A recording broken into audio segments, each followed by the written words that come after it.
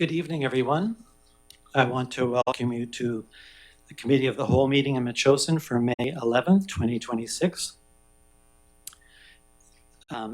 Welcome all. Just before we begin, I'd like to acknowledge that we're gathered here in the Coast Salish territories and the home of our near neighbors, the Shanu and Suk nations. I would remind people perhaps to turn their cell phones off if they have cell phones. And our first item on the agenda would be agenda approval. And we have a set of pinks here that we'd like to add to the agenda. And I wonder if anyone would like to move approval of the agenda. Move approval with the additions of the supplemental information. Thank you. Second. Moved by Mayor Little, seconded by Councillor Donaldson. All in favor? Great, the agenda is adopted. There are no presentations this evening, but I'd like to invite the public participation. They're 4 minutes per person to a maximum of 45 minutes. And if you come up to the microphone, if you'd identify yourself and the street you live on. And there's some lights there that give you an idea. Green is a go and yellow is you're reaching the end of your time, and red means it's time to wrap up. But if anyone would like to speak, please step forward.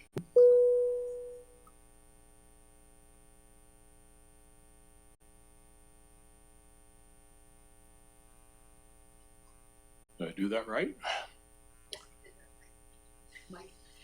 Oh, okay. I have a loud voice. I used to lecture, so.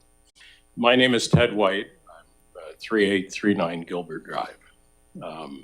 I want to speak this evening as quickly as I can about the proposal before council about dark sky. There is a proposal to become designated as a dark sky community.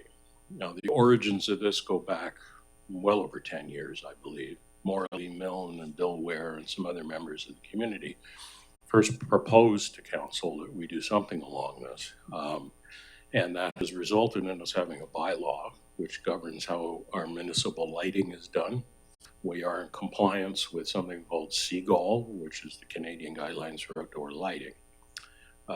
So there is a plaque on the wall over there that was given to us by the Royal Astronomical Society in recognition of this effort and thanking us.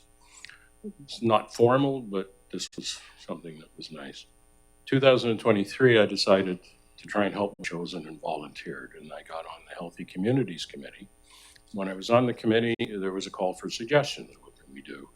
I suggested looking into dark sky designation. Now, that's a bit more formal than what's on the wall. That's an international recognition, which carries with it a lot of cachet and would be good for us, I think, in terms of promotion for the community.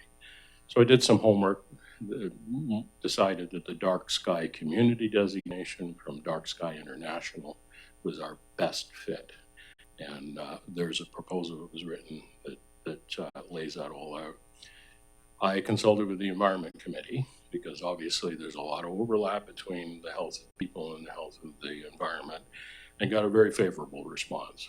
So the upshot was Healthy Communities passed a motion to recommend to council back in 2023 that they be asked to develop a formal proposal. That was approved by council in January the 15th of 2024. So I got to work because I'm the guy who said, let's do it. Well, it turned out to be simple.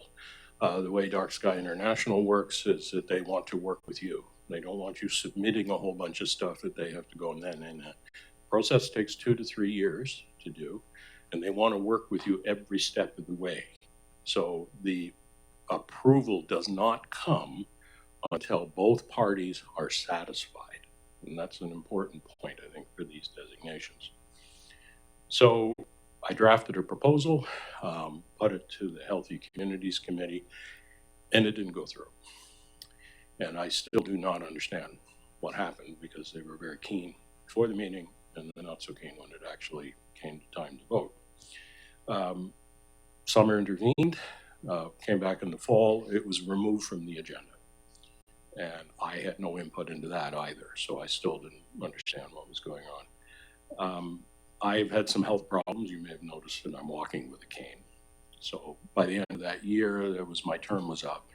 I decided not to re-up. And it was a good thing because I wound up in the hospital with major surgery and some other issues. So fast forwarding, about 3 weeks ago, we had Dark Sky Week, and I had not paid any attention to this for a while. Somebody put posters up, dark skies in Metchosin with sheep on them. What? And I don't know if anybody's seen the movie, The Sheep Detectives. If you haven't, it's wonderful. Go and see it. The sheep take over an investigation. Are the sheep in charge in Metchosin now? Maybe, I don't know. Well, I got a call from Environment saying, are you responsible? Am I run over? Ted, unfortunately, you've used up your time. Okay, But thank you for speaking. all right.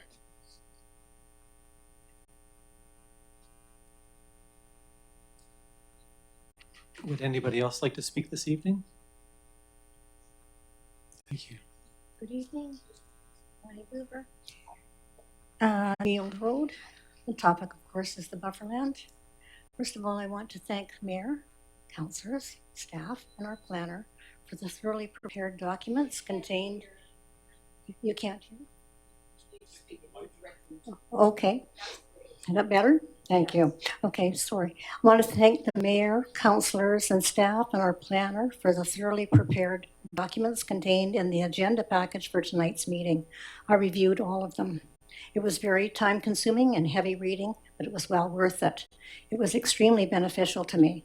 All of you are well aware of my thoughts already, and I don't need to repeat any of them. Thank you for your commitment and dedication to make this happen. I'm hoping you will select option 1 so this huge task can be completed in a timely manner. Now the plan is in place. We need the protection for this green space to happen as soon as possible. Time has a way of marching on. I believe bad habits have already started on the bufferland. Example, the commercial dog walkers. And it is going to be a challenge to correct them. Therefore, time is of the essence. Thank you. Thank you.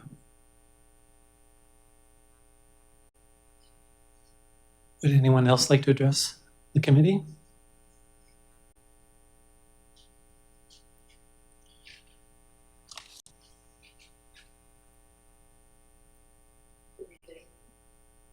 Good evening. Your microphone is. I live on Perry. I didn't need your help. Perry Crossroad. I want to say thank you to Ted for talking about the dark skies. I hadn't paid a lot of attention to it, and I found the 2 pieces of correspondence tonight really helpful. And honestly, my first thought was, how many lights does Metchosin actually have that are influenced by this policy? I was impressed that we've already got the plaque and we've done so much. And my next thought went to my neighbor who moved here from Saanich, who immediately put up cafe string lights through their entire front yard of 2 acres, which was dark previously, but this policy doesn't apply to that situation. So my next thought was, is there a bylaw then that would flow from this? And we know how difficult that was in terms of the last good neighbor bylaw. So I will leave it at that. It does have some of its challenges, but it seems like a laudable objective. My main purpose is to talk about items 7.2.1 and 8A on the agenda. Essentially, we've got an opportunity to create a much stronger technical feedback mechanism and planning process for the Firehall project. The steering committee right now has a lot of appropriate technical experts when it's sort of stagnated when there was efforts to try and get them back to work, but there were issues there with their mandate and how it might work through phase 2.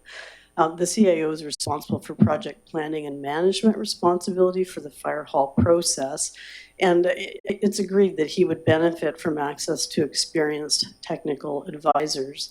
But we have an existing group that's already volunteered themselves to conduct the work to date. And then we have tonight the proposal that's come forward from a group of 4 experienced volunteers that have offered to do this community needs assessment. And I'm just quoting analysis of scenarios and options, including financial considerations. it's well understood that the community needs analysis needs to happen in more depth, and that it needs to take into account constructability considerations, because that was one of the key things that came up during the review, is the issues being driven by the BC Building Code and structural issues. The other thing that's key to this is transparency. Transparency builds trust. Knowledge also builds trust. And my belief is that council should focus on the most transparent approach possible. And that is looking at a bit of a hybrid approach to refining the technical committee that's been proposed by the CAO. And that is look at the existing steering committee and the technical expertise that's on it, which includes a lot of the key technical background.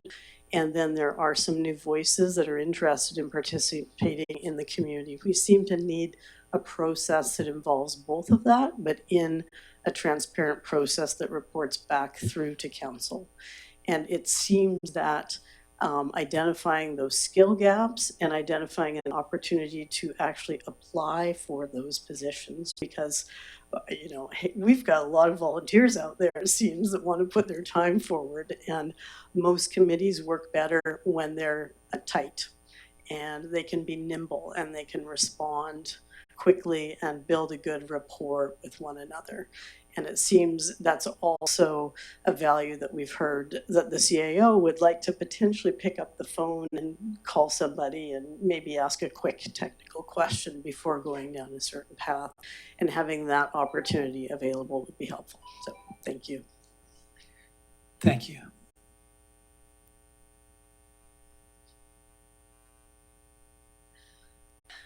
Barb Sawatsky, Kavir Road. I've just heard about this new steering committee, and I think the one thing that is missing from the information we already have is our new fire chief. What input has he had? We know pretty much what the old fire chief wanted, and maybe we should have called a halt to the whole thing when we knew she had given her notice. I think we should get more information from all sorts of citizens. I would, as a taxpayer, really be a lot happier with, say, an $8 million fire hall than a $20 million fire hall, which has been dubbed the Tajma Fire Hall. So I really think that we need to talk to our new chief. We certainly need to talk to Jeffrey, our CFO, over there. But thank you very much. Thank you.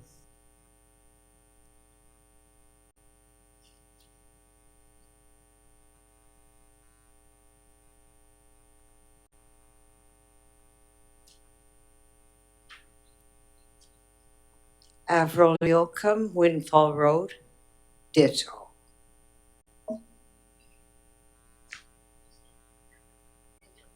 I didn't hear that, sorry. I'll just repeat for your benefit, Mayor, a little. Avril Yoakum said ditto. Any others would like to speak this evening?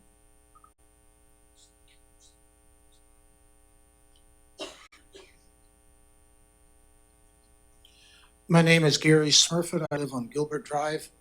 I'm a 40-year Metchosinite.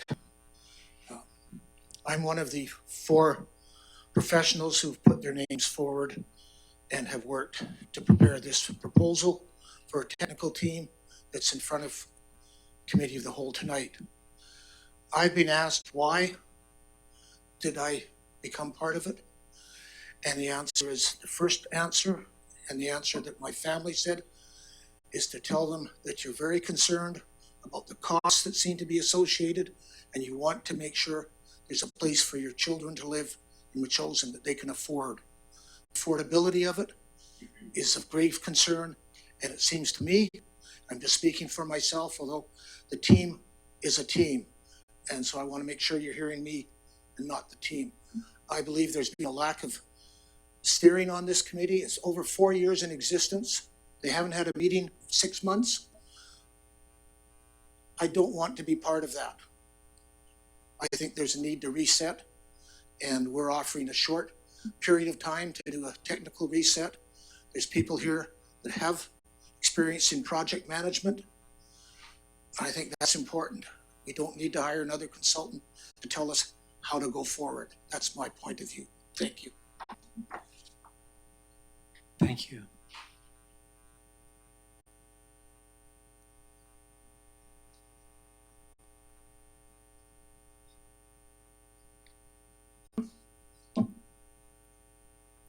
Jackie Larkin, Jelinek Place. And I want to start by appreciating all the hard work and the long hours that the council members put in service to this community. I really honor that work. I know how hard it is. So I'm a signatory to a letter that was, I'm getting an echo. Are you getting an echo? I'm too close? It's okay. Signatory to a letter that was sent to council and the CAO on April 20th regarding, on behalf of some of the residents of Bonne. I'm assuming everybody knows about Bonne, or at least knows where it is. And we asked in that letter for a swift recognition of the dangerously high levels of dump truck traffic on Bonne. And just to get a little quick context, sometimes trucks, 40 a day, heavy loads, very heavy loads, 6 to 8 hours a day, driving on the shoulders, damaging the shoulders all the way up Bonne, creating hazard traffic for residents who are driving, who are trying to exit their lanes and exit their roads. And walking is dangerous because there's so much damage to the side of the road, especially in the narrow lane area. Jake breaks during the day. Dirt and debris on the road, especially near the property where the dumping is happening. Equipment left on the side of the road, long periods of endless dumping. And then just recently this weekend, clearly, because it wasn't any evidence that this was done by the Metchosin, under Metchosin's direction, there was a large machine used to push the gravel from the side of the road to try to shore up the road because the road seemed to be, I don't know what the intention was, but I'll show you pictures which are pretty shocking. That's just a little quick rundown. And it doesn't address at all the actual toxic impact to life on the property where this dumping is happening. Now, I know that this is not the point of my speak, but I have to bow to the damage that's being done to that land on the top of that hill. So we asked in our letter for council to invoke a very important capacity that it has under the extraordinary traffic bylaw. And I'm just going to read that for everybody. Some of you know it, but many of you probably don't. We would like to point staff and council to an important provision around extraordinary traffic in Metchosin's Traffic and Highways Recognition Bylaw, number 57, which gives council the ability to regulate, limit, or prohibit the use of the highway by any person operating or in charge of this extraordinary traffic. And extraordinary traffic is described as traffic which substantially alters or increases the burden imposed on the highway over that imposed through its proper use of ordinary traffic, and causes dumpage and expense to the highway beyond what is reasonable or necessary. I could read on more, but I think I make the point for this.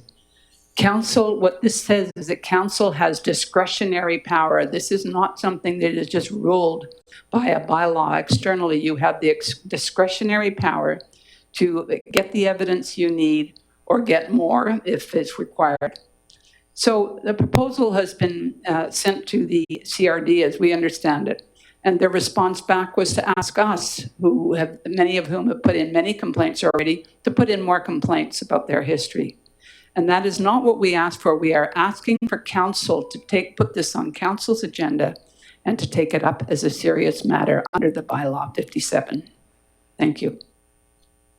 Thank you.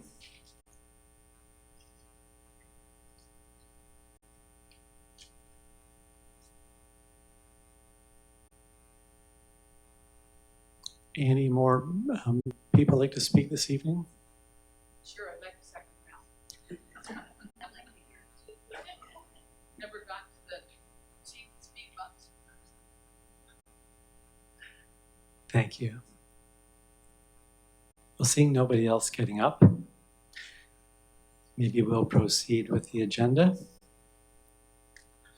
So the next item on the agenda, thanks everyone for the participation. The next item on the agenda is adoption of minutes, and we have the April 9, 2026 Special Finance Committee Budget Meeting Minutes. Start on page 5 of the package. Move adoption. Thank you. Moved by Councillor Shukin, seconded by Councillor Donaldson. Any discussion? Seeing none, I'll call the question. All in favor? That's approved. Thank you. The next item for approval is the April 13, 2026 Committee of the Whole minutes. Move receipt.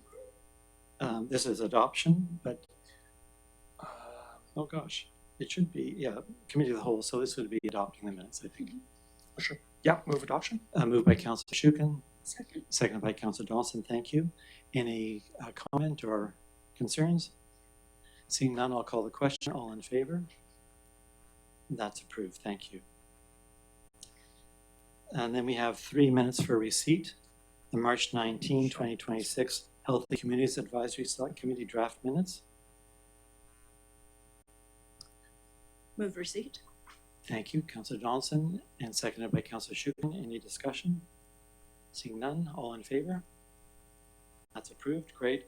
The next are the April 28, 2026 Metchosin Environmental Advisory Select Committee draft minutes. I'll move receipt for, Thank you. for discussion. Great. Second. Moved by Mayor Little, seconded by Councillor Shukin. And any comments? Yeah, I do. I'm trying to, I know you're not using your iPad, so we'll have to go a little slow here. What page is that? Call it 17. 17. Right to mine.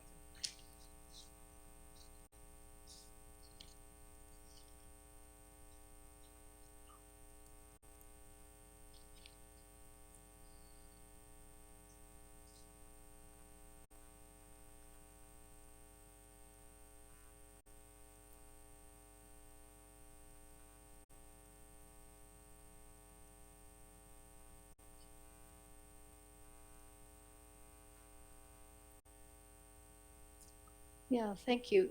There was a discussion regarding the biodiversity through the chair. Sorry.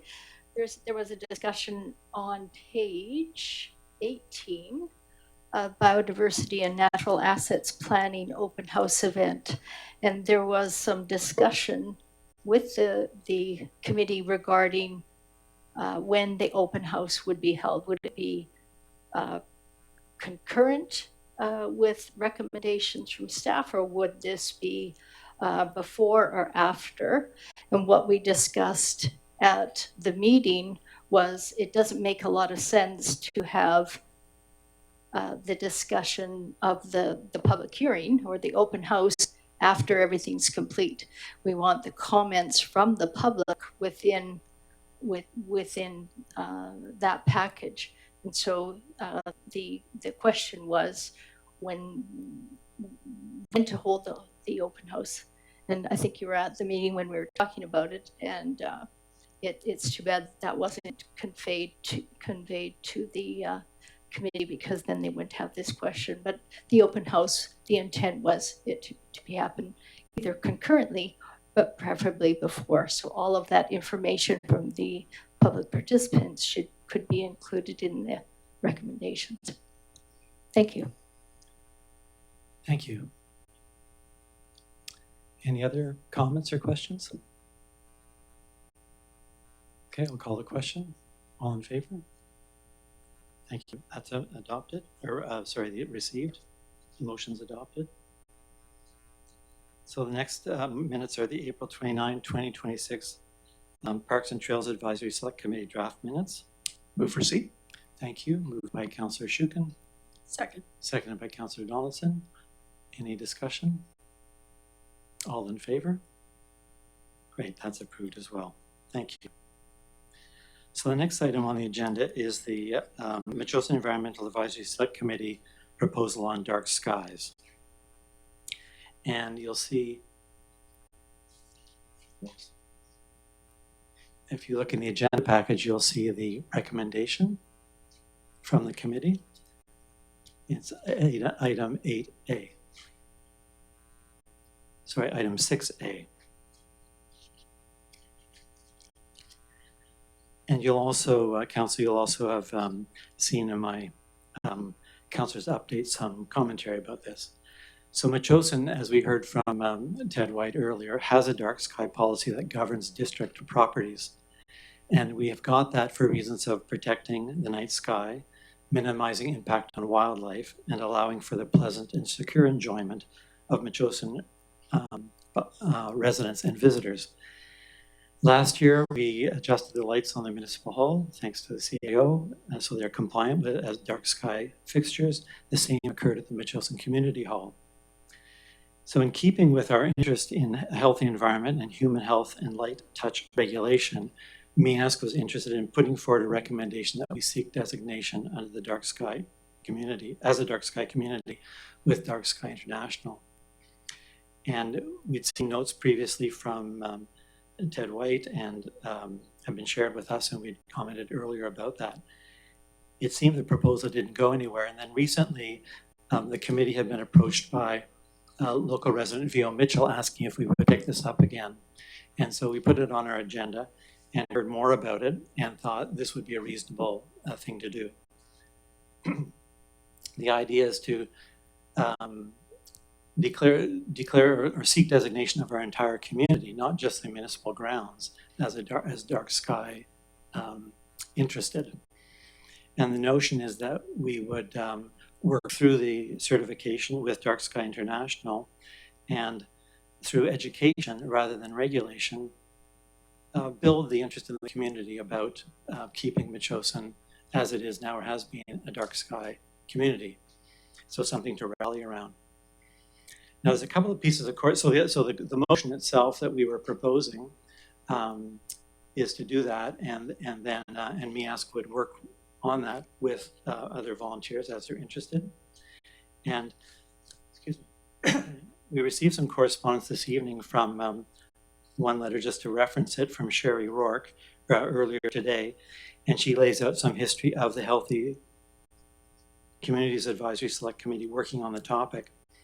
And my read of the letter is to say that her concern is that this would take a lot of staff time and be an expensive proposition and ongoing regulation. That document is followed by a note from Mr. White, also in the pinks, where he lays out his understanding and MEASC's understanding that actually the dark sky policy that we have in place now meets the requirements of the regulatory side of the Dark Sky International. And then the other work that is done or would be done together is the whole idea of events and educational initiatives to bring this to the community and the interest of all of us to diminish light pollution for our own health and for the health of the wildlife. So that's what it's about.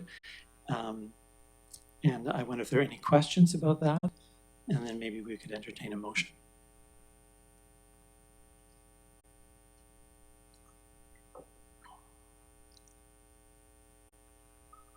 Or we'll entertain a motion.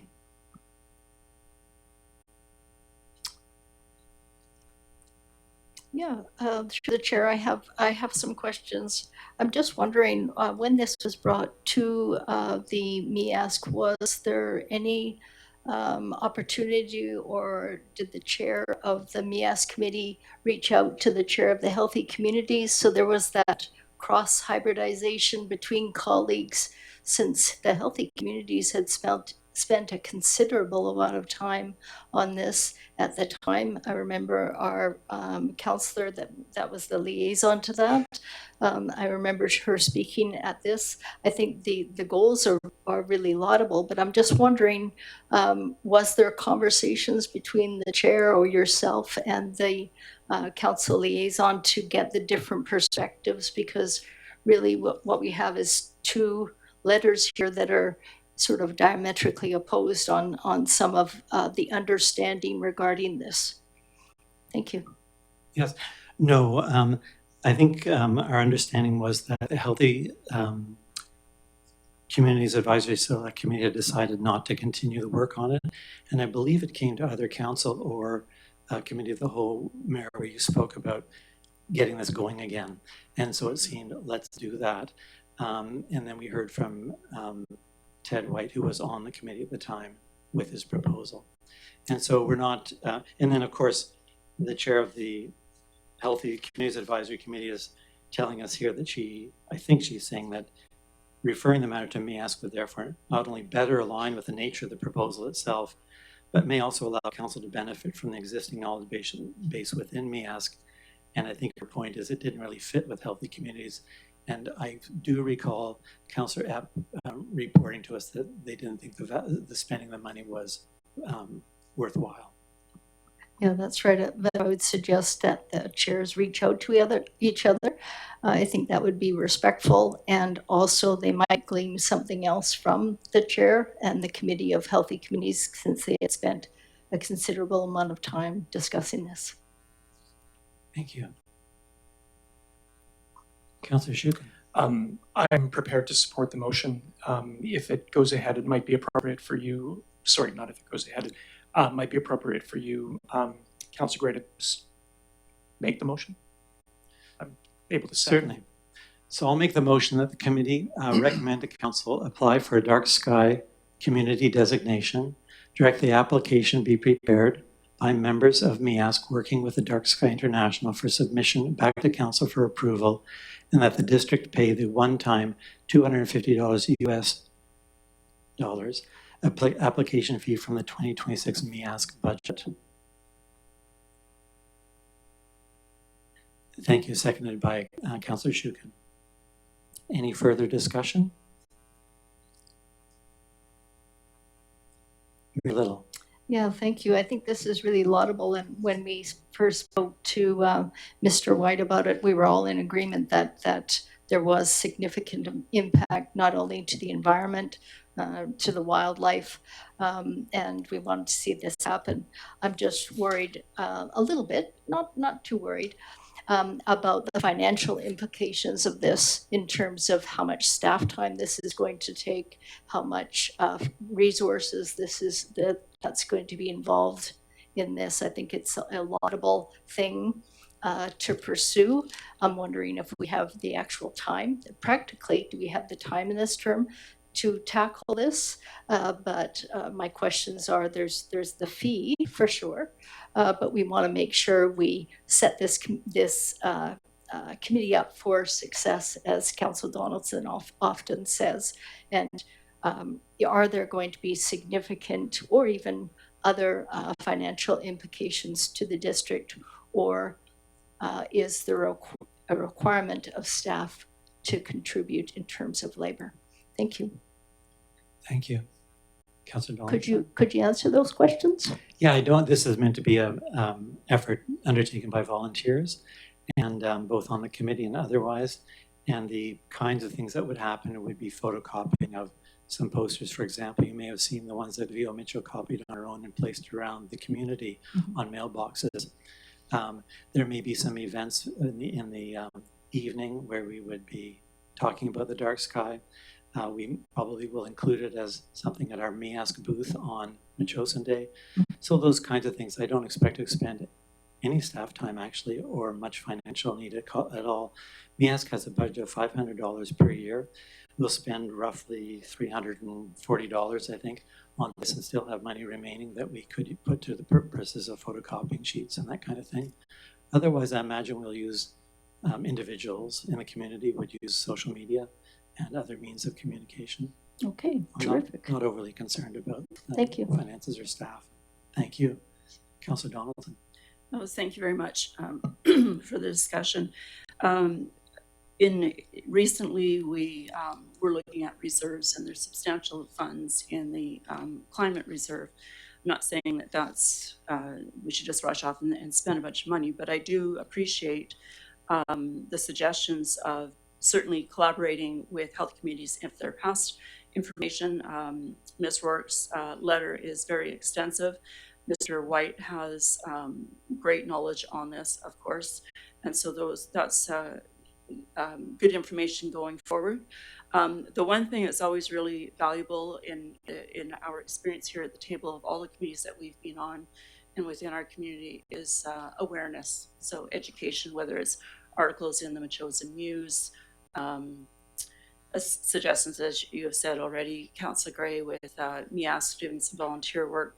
A lot of those string lights are everywhere in Metchosin. I have some, but they're still in my boxes. I do like dark skies, but so an education of what light does to a community like ours, and in looking at a recent grant application for the school to get lighting for accessibility, that is something, again, we would look at, making sure it's shaded properly so that the light is down and not up into the sky. So education is very key for our residents, and there's a lot of new people that are moving here or visiting and staying, and so for them to understand, I think that's always helpful to have that information shared. Thank you. Thank you. Yes, I recall one pretty decent article by Ted White in the Muse already, and he's got, I think, 1 or 2 more articles to go. They'll need to be paced out over time, of course, but the idea is just to encourage the kind of activity. Mayor Little. Yeah, the Chair, I just wanted to ask, is the intent, so we've got a policy and there's this plaque on the wall, is the intent to move forward with a bylaw? Because that would certainly entail staff time, because a policy is really a suggestion to citizens to contain their light, not directly affect their neighbors with light, and all the parameters around that, but it's a policy. Is the intent to move this to a bylaw, which would mean everybody will have to comply? Absolutely not. Okay, thank you. The notion here is to encourage people to get lights that are pointed down and not up into the sky. That people might celebrate the notion of a dark sky community and enjoy that feature in our community.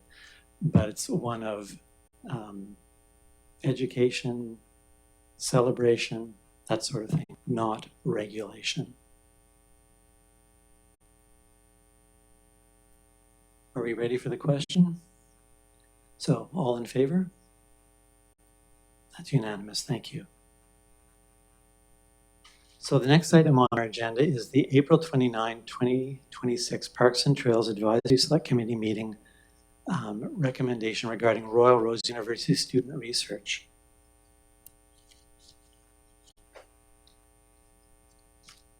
So I think you can see the recommendation on page 20 of the agenda package. Yeah, I'd like to move that. Oops, I'm sorry. Could I want to apologize to the committee because there is maybe not a full package of information, but I wanted to just walk through what Mr. DiCarlo is proposing. Now, there's some confusion on my part because I thought we had sort of opened the door to research with Royal Road students at one of our previous meetings, and Mayor Little was asked to write a letter, which was done, and Royal Roads has responded as well. So this is a research project that came to us a number of months ago, weeks ago, or whatever. So PTASK would like to see this move along, and I'll just give you a quick summary if I could, and then we can take it from there.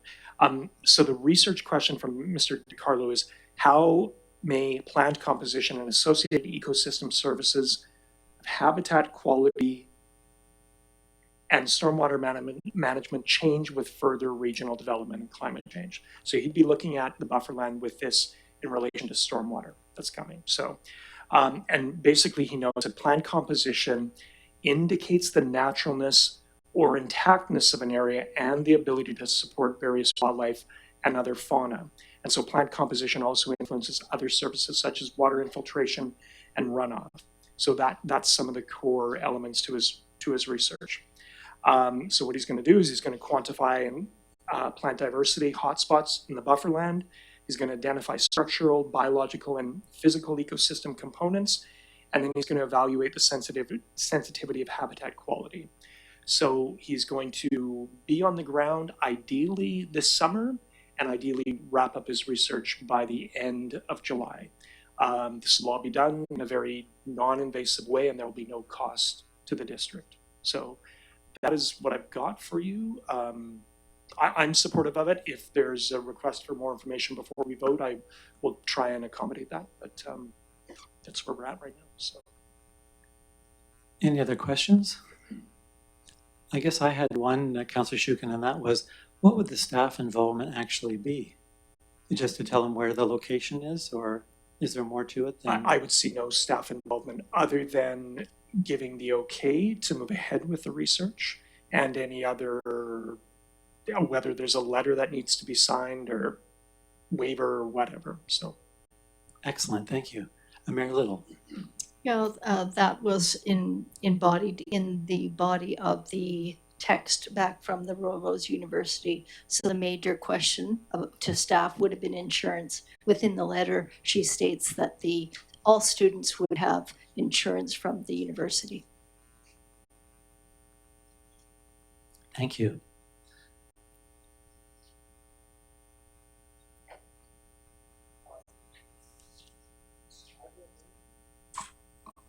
For your consideration, that the committee recommend that Mr. DiCarlo's research be given approval to proceed, and that council direct staff to coordinate next steps. So, Second. Thank you. Moved by Councillor Shukin and seconded by Mayor Little. Any other discussion? Councillor Donaldson. I just want to comment that this is, I'm pleased to see that this is the second time first time officially, but second time we've had students interested in going into the bufferland. This was one of the recommendations that came out of the bufferland working group when they were putting together their big report for us as to uses and values of studying the various ecosystems within the green space. So I think this is going to be a value for our community as well. Thank you. Yeah, nice to see this moving along. Mayor Little. Yeah, thank you. And thank you for that, Councillor Donaldson. The letter that was sent was to the president of Royal Roads, and it was actually a broad invitation, even though this student is from the environmental management, I think, faculty. So it was a broad invitation for research collaboration between the District of Metchosin with the Bufferlands and Royal Roads University. Yes, and we've also heard from, I think I mentioned at another meeting, the CRD Invasive Species Group are interested in putting people in touch with some researchers at UVic. So there's lots of interest in the bufferland from the academic side, which is a nice follow-up to the working group's advice and recommendations. Well, hearing all of that, maybe I'll call the question. All in favor? Thank you, that's approved. So moving to the next item on our agenda, number 7.11. Bufferland Title Review, Park Dedication, and Section 219 Covenant. We've got a report here and lots of material. And I think this evening we have with us Ms. Johnson, who's our planner, and she has a few words to say. But before she begins, I want to thank her for the work. The document is complete and very clear, and that's much appreciated. Thank you. Ms. Johnson. Good evening.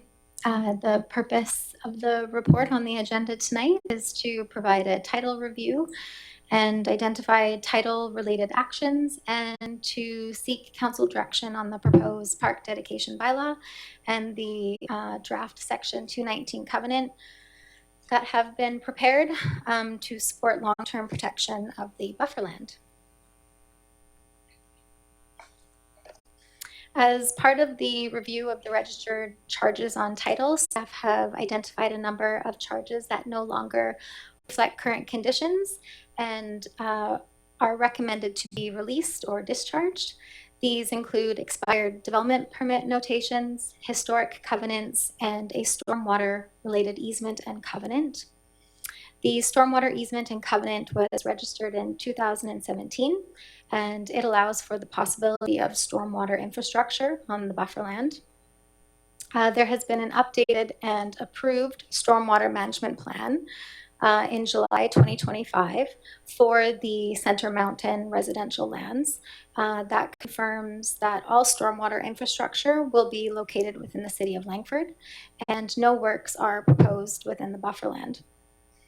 The district's consultant engineer has reviewed this plan and confirms that they have the plan adequately proves that the works being proposed will prevent any increased flows or adverse effects to Metchosin Creek.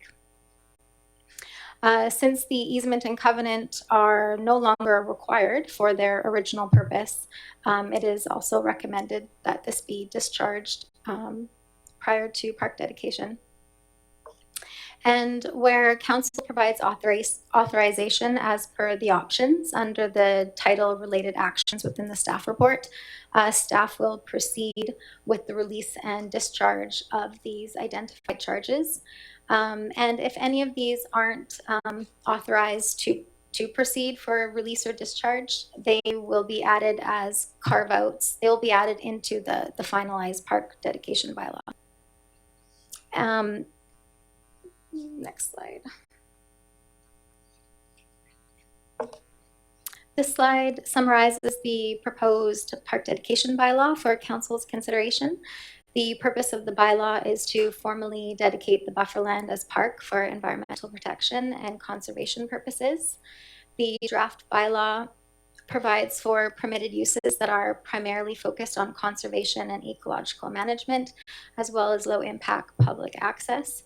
This includes the ability to construct and maintain trails, fencing, signage, informational or educational displays, and other related public access features. It also allows for the ongoing operation and maintenance of the existing stormwater monitoring station, and it provides the carve-outs to protect the existing charges on title. The draft bylaw includes provisions that provide flexibility, and this is in section 3.2A and 3.2C of the draft bylaw. Section 3.2A allows for the possibility of future municipal infrastructure, such as utilities or any sort of transportation related works, should they ever be required, making parking lot, but maybe not. Section 3.2C provides broader authority for council to undertake additional park related works consistent with other district bylaws. So these provisions have been included to balance long-term protection of the park with operational flexibility. And so council, they may choose to retain these sections as drafted, or they can be revised or removed if a more restrictive conservation-only approach is preferred. The slide summarizes the proposed Section 219 covenant. In the covenant, the district will be the landowner and the enforcing authority, and the covenant proposes to restrict the use of the lands to park and conservation and environmental purposes only. It prohibits subdivision or development unless specifically approved by the district, and it includes protections for natural features and water courses. It also includes requirements to ensure that the lands and any associated trails are maintained. This covenant acts as a long-term safeguard in case the ownership of the lands were ever to change, and the restrictions would remain registered on title regardless of who the owner is, and this is what ensures the long-term use of the lands as park and maintains the environmental protection objectives. This slide summarizes the next steps. The first step relates to title cleanup activities prior to park dedication. The next step is finalizing the park dedication bylaw and bringing the bylaw back for consideration of first, second, and third reading, along with a finalized Section 219 covenant. And following council readings, staff would complete the administrative requirements prior to final adoption, and this includes providing notice to the holders of the registered charges on title and finalizing registration of the covenant. And once that is complete, the bylaw would return to council for final adoption to formally dedicate the lands as park for environmental protection and conservation purposes. And following park dedication, there are future planning considerations, and these include land use planning amendments, as well as park management planning. And these are explained within the staff report. And then at that time, council can also consider entering into operating agreements with society for stewardship, maintenance and other park works if so desired. So in the report, the options are structured into two parts. The first part is options related to title-related actions, and these are all the recommended options here. And the second part is council has options for the draft park dedication bylaw and draft section 219 covenant options. That concludes my presentation tonight, and the district's consulting engineer, Bruce Crawshaw, is also here tonight. Should there be any questions related to the stormwater and the easement covenant that's recommended to be discharged. Thank you. Thanks very much, Ms. Johnson. This is great to see all this material. It's kind of exciting to think we'll potentially make some next moves on the bufferland. Excuse me. I read in the news the other day that Langford did something similar, a park dedication to convert 209 acres to dedicated park, different parcels of land, but I think using the same legislative tools. So it's nice to see that. They're a little bit ahead of us, I guess, but we'll hopefully catch up quick. I had some questions, but I wonder if other people do around the table. Councillor Shukin. So, through you, Councillor Kreye, Ms. Johnson, thank you very much for your report. And I just want to note that there are two people here, Ms. Boover and Mr. Smurfett, who worked on the Bufferland Working Group, and so they've been waiting a long time to see progress like this. So thank you very much. Councillor Donaldson as well was on the committee. Question, you seem pretty optimistic that the charges on title can be lifted, but I think that sort of there's a two to tango kind of thing. So the other party has to be open to doing that, or it depends? Through the chair, the other party is open to it as well. It's all mutual agreed. Excellent work. Mind if I ask one more question? So thank you. You flagged section 3.2 in the bylaw that allows for, future transportation use, utility use by the district or whatever. I can see the sense of it, just not closing options down in the future. But how would you see that relating to the covenant document as well, which is going to be more restrictive, it seems to me, in terms of land use and all that? Through the chair, the bylaw and the covenant work together.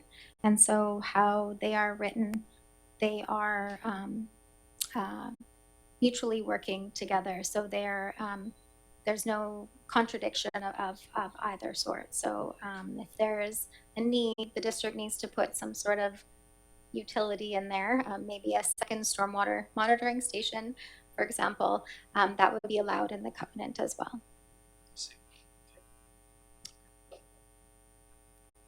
Thank you. And others? Okay. Mayor Little? Thank you through the chair, Ms. Johnson. This is really spectacular because we heard at the beginning of the term, certainly in the last election, that there needed to be something done with the buffer lands for protection and conservation. So thank you for your reports, and congratulations to Councillor Donaldson and Councillor Shukin for really shepherding this through the community with their engagement sessions and their input. And I just wanted to ask a specific question about that section 219. There's always a worry that in future years, another council might be more pro to a different sentiment that is felt at the current time. And I'm just wondering if you could outline how difficult is it to remove that that covenant if there was a change in council and a change in heart. I'm just looking for a little bit of assurances for especially for those people that live along the border of the buffer land. Thank you. Through the chair, right now the highest level of protection is through the bylaw itself. So it's through the park dedication bylaw, and under Section 30 of the Community Charter, it's very difficult to remove that protection. You need approval of the electors to do that. So let's say the next council decides to remove the covenant, that protection is still remaining. It's still a park for environmental and conservation purposes. That just extra layer of protection, should the land be sold, would have been removed. But the bylaw still, the protection is still in place. Okay, thank you. And through the chair, there were some suggestions earlier on that we needed to also involve another society, like Habitat Acquisition Trust, to slap another covenant on it, so you'd have, if that's the highest level, even more protections given the importance of this, and not only to this council but to the neighborhood. Would you suggest that we pursue that as well, an additional measures from a society, or not needed at this time? Thank you.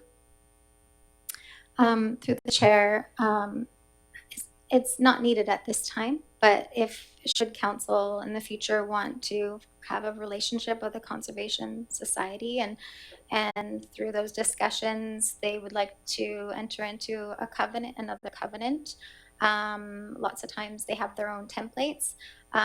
What would be looked at is ensuring that the covenant is consistent with the bylaw, the park dedication bylaw, and the general purpose of it.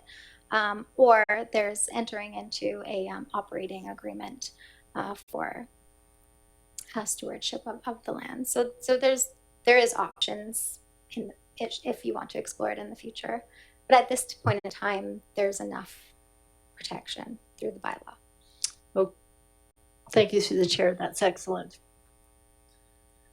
Thanks. So I had a couple of questions. One is very similar to Mayor Little's. When I read the note, it says that the purpose of the covenant is to restrict what can and cannot be done on the land should the land ever be sold. And so I guess I'm concerned that without another covenant member, we're agreeing with ourselves to protect the land in the event of a sale. And so we could unwind that without consequence.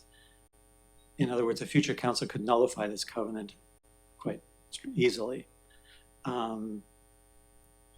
I guess my preference is to have a third party, another party involved to kind of lock this down. Does that make sense? Or why would you say not at this time if we're setting it up? Why wouldn't we do it now? Or is it okay if we could direct you to do that? Through the chair, if that's what council wishes, it was just more of to prevent the delay of the park dedication bylaw process.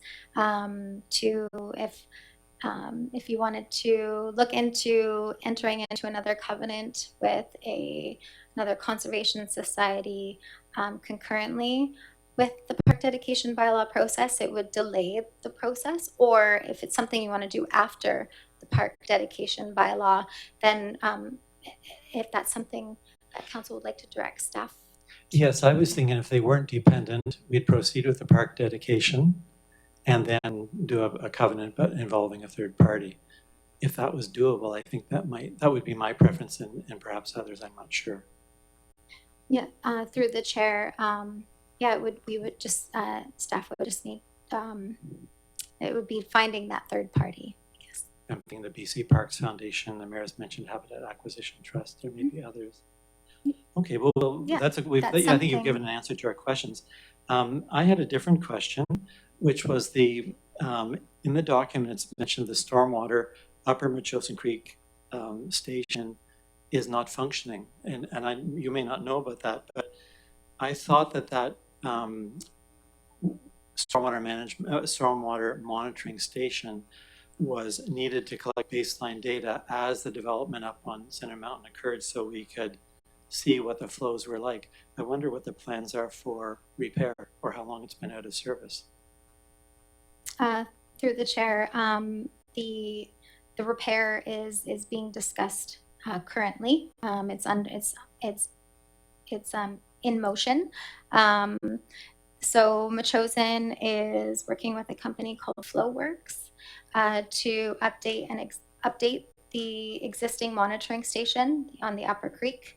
The equipment has become outdated due to upgrades of the various cellular networks.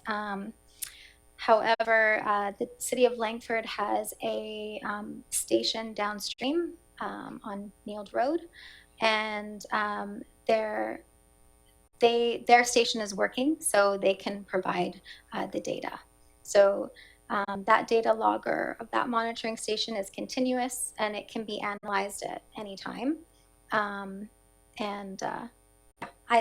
can pass you off to the district consultant engineer for more detail on that should you need it. I think that answers the question. I just concerned if it had been out of service for a long time, we might be missing the data we have talked about needing previously. Maybe a small technical question. I see we're talking about removing the covenants EX2189 and EG44432. Didn't council already authorize that?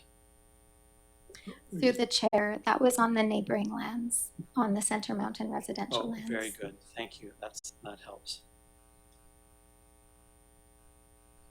I think those are the questions that I had. There's a few small typos I can talk to you about later. They're nothing too major. Any other thoughts or questions? Yeah, through the chair, not a question, but I just wanted to comment that I want to see this proceed without delay. I want to get it done. And so if that means we have to wait to engage a third party, so be it. I think it's more important that we get it done. Thank you.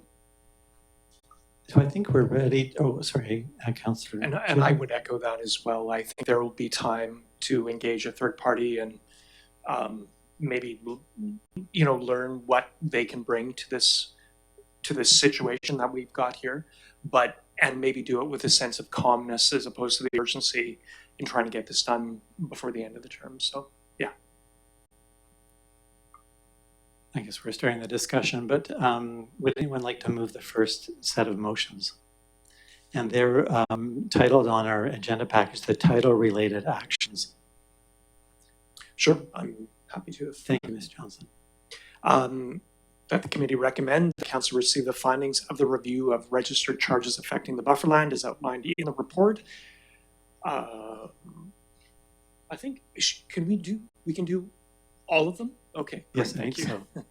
And that council authorize the mayor and CAO to execute Form C, release to discharge and release historic covenants EX2189EG and EG44432 and expired DP notations FB466313 and FB466314 from the bufferland legally described as Lot A, Section 93, Metchosin District Plan, EP 69605, Section 94, 96, and 108.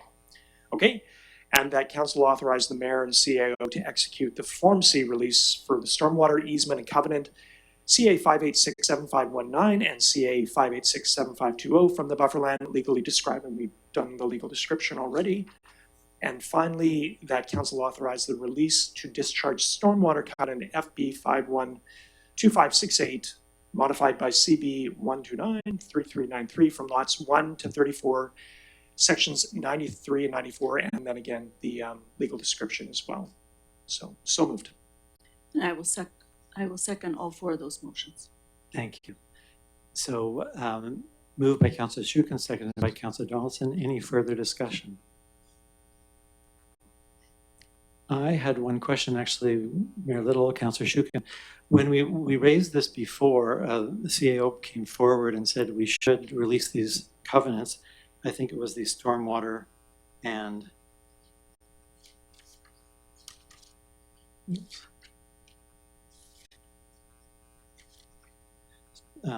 stormwater easement and the covenant. I guess the position that you guys took was that we needed to hear from the city of Langford. They needed to come and give us a presentation. And the CEO advised us that evening that our engineers were fine with it. Has anything changed? Are you happy now that we're good enough without any response from Langford or the company involved? So for me, the big thing is the stormwater detention pond and associated infrastructure is not going in the bufferland. It isn't. What I understand is it's now in the city of Langford. There are some ongoing questions that, I think the community may have in time, but in terms of what's going on Metchosin property, that is not in play anymore. So with that, I'm actually satisfied and able to move on here. Mayor Little? Yes. It seems to me, excuse me.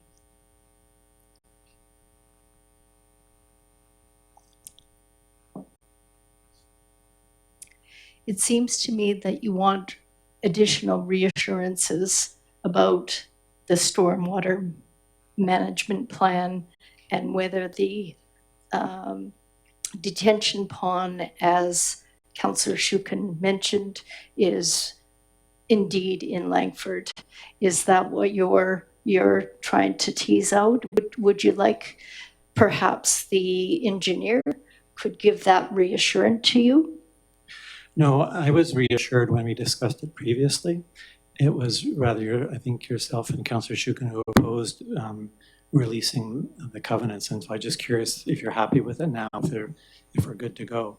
I think it would be good for us, as we do this, then we'd be in touch with Langford and say, we don't need you to come and do a presentation. We don't need the company to come and do the presentation, which we'd asked of them before, just so that we let go that kind of requirement we put in front of them as a council. And if you guys are good to go, then great. I just want to make sure you're realizing we had that back and forth earlier about our best approach. I'm satisfied as our engineer is satisfied. Yes. Yes, through the chair, perhaps we can ask the planner to comment on that in terms of the stormwater. We rely on staff to give us expert opinions, and that's what we're relying on. I have no concerns if the planner and the engineer have no concerns. Thank you. Great. Are we ready to? Could we hear from her? Oh, certainly. Please. Ms. Johnson. And through the chair, the district's consulting engineer and planner, where we don't have any further concerns with what's being recommended tonight. Thank you. Thank you. So I'll call the question. All in favor? That's approved. Thank you. The second set of recommendations are related to the park dedication bylaw in section 219 covenant, and as an option 1 and an option 2. Would somebody like to move one or the other option? Sure. Councillor Donaldson. I would like to move option 1, that the committee of the whole recommend that A, that council receive the staff report, and B, that council direct staff to bring forward the park dedication bylaw for first, second, and third readings, and the section 219 covenant for execution following completion of the registered charge releases authorized by council. Thank you. Moved by Councillor Donaldson, seconded by Councillor Shukin. Any discussion? So a moment ago, we were talking about the issue of whether or not we should involve a third party. And my preference is that we do that. I don't see it slowing down. In fact, I think when it goes too fast, you do something that maybe doesn't stand the test of time. And so I just wonder if we could hear again the idea. I'm coming back to you, Ms. Johnson. If we don't involve a third party at this point in time, then the council, this council or future council could remove the covenant with a simple vote at the council table. Through the chair, not exactly. It would be, I think, if council would like to have a third party involved, I think it would actually be easier after the land has been dedicated as park through bylaw, section 30 of the community charter, because then it's a park for the reasons that's stated in the bylaw. And then I think that's just how you approach it, and you have your reasons for partnering with the third party, whether it be further stewarding of the land, or potentially the third party has different funding that they could bring to the buffer lands that would support the reasons in the bylaw. But I think there could be more discussion about that after. But I don't. If there's no partner with a third party at this point in time, it doesn't harm the bylaw or the purpose tonight. That's very helpful. Thank you. I think one point too that probably comes up in that whole process is it might be a little tricky interesting someone in putting a covenant on the buffer land, which doesn't suggest a conservation purpose. In other words, the title of the piece of property, if it were called the Metchosin Creek Conservation Area or some other name reflecting its importance to us in terms of what the covenants are doing, then maybe that's a better time as well to engage with other organizations that might help us out in that regard. Great, thank you very much for answering the question. Are there any other questions, or should we move to the vote? Okay, I'll call the question. All in favor? Thanks, that's passed. Thanks very much for your work.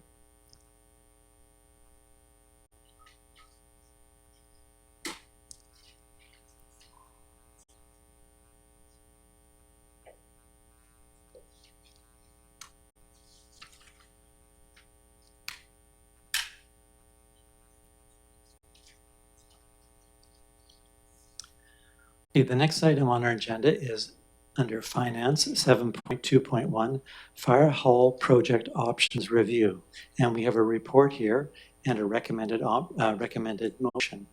I wonder if, I guess I would just say that we've got a motion that just to say what it is, Committee of the Whole recommend Council direct staff to obtain proposals.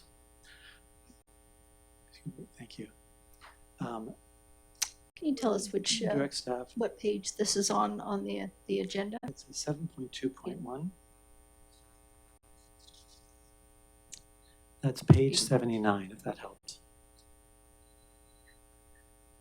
The motion is that Committee of the Whole recommend Council direct staff to obtain proposals from qualified consultants to help identify next steps in the proposed new Firehall project.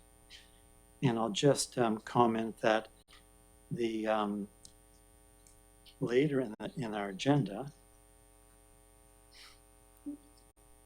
item 8A, we have a proposal from some qualified consultants to identify next steps to the Firehall project. But Mr. Payat, would you like to introduce the topic? Thank you. Okay, thanks through the chair. To the committee and to the general public. Council previously had asked that staff provide information on how to best resource additional scenarios, planning, community needs analysis, and options analysis for the Firehall project. And great minds think alike. The report is here tonight, and of course we got another proposal from the 4 professionals. So we're all here together to move this along and be transparent to the public for sure. So everyone had a chance to read the report, so I don't have to reread it, but I believe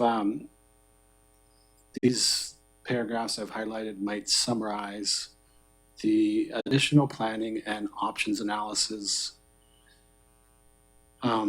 what I'm proposing is to do a feasibility study review, including all additional data collected to date, as well as comments from the open house that we had in November, and identify gaps, inconsistencies with a lens of a business case, justification, and look at any gaps. So a gaps analysis, and that would help the community be informed of next steps, answer specific questions regarding the justification of costs and comparison to other fire stations. And under the community needs assessment, to help address the community needs assessment with regard to proposed fire station, a service level review could be undertaken to better understand the level of fire service being delivered to the community today with an eye on the future. There are some bullets regarding the service level review, but I believe the final bullet summarizes that the service level review would go a long ways to help with the future design of the fire hall. So it would not be a bad idea to get moving on some of this actionable review and data collection. Grant announcement will be August of this year. It's only a few months away. We have talked about project management. We've talked about the steering committee. I recommended that we review the steering committee terms of reference and consider a task force scenario. I think that working with Mr. Smurfit and his team through the task force concept would be valuable. There'd be transparency regarding public involvement, and we could get a lot of professional advice through the task force. I still think we should consider a project management consultant for objectivity through the process. We're talking about millions of dollars in this project. A few $1,000s to secure a project manager as soon as possible would potentially save us money in the long run. Yeah, so project management, sooner we can get going, the better. Regardless of if we receive grant money or not, we need to consider rebuilding portions of the building and renovating other portions. Any work that project management and the task force can get done ahead of time would be valuable information regardless of success with grant money or not. We have spent a few months here considering all the options. Tonight would be an exceptionally good time to move ahead on some action as council sees fit.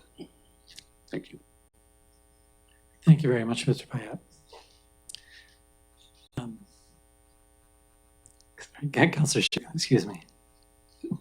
So thank you to Mr. Payette. Councillor Kreye, I have a few comments to make. I don't know if you want to Certainly launch into discussion right now, but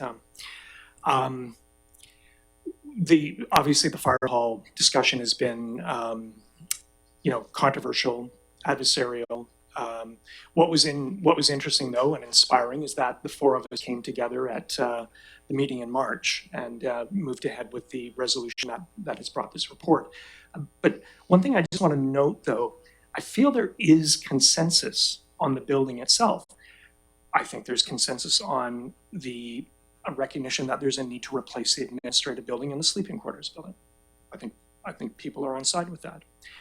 I think there is also recognition that there are deficiencies in the apparatus bay, thinking about seismic resiliency, vehicle space, ventilation, decontamination, and gear storage, stuff like that.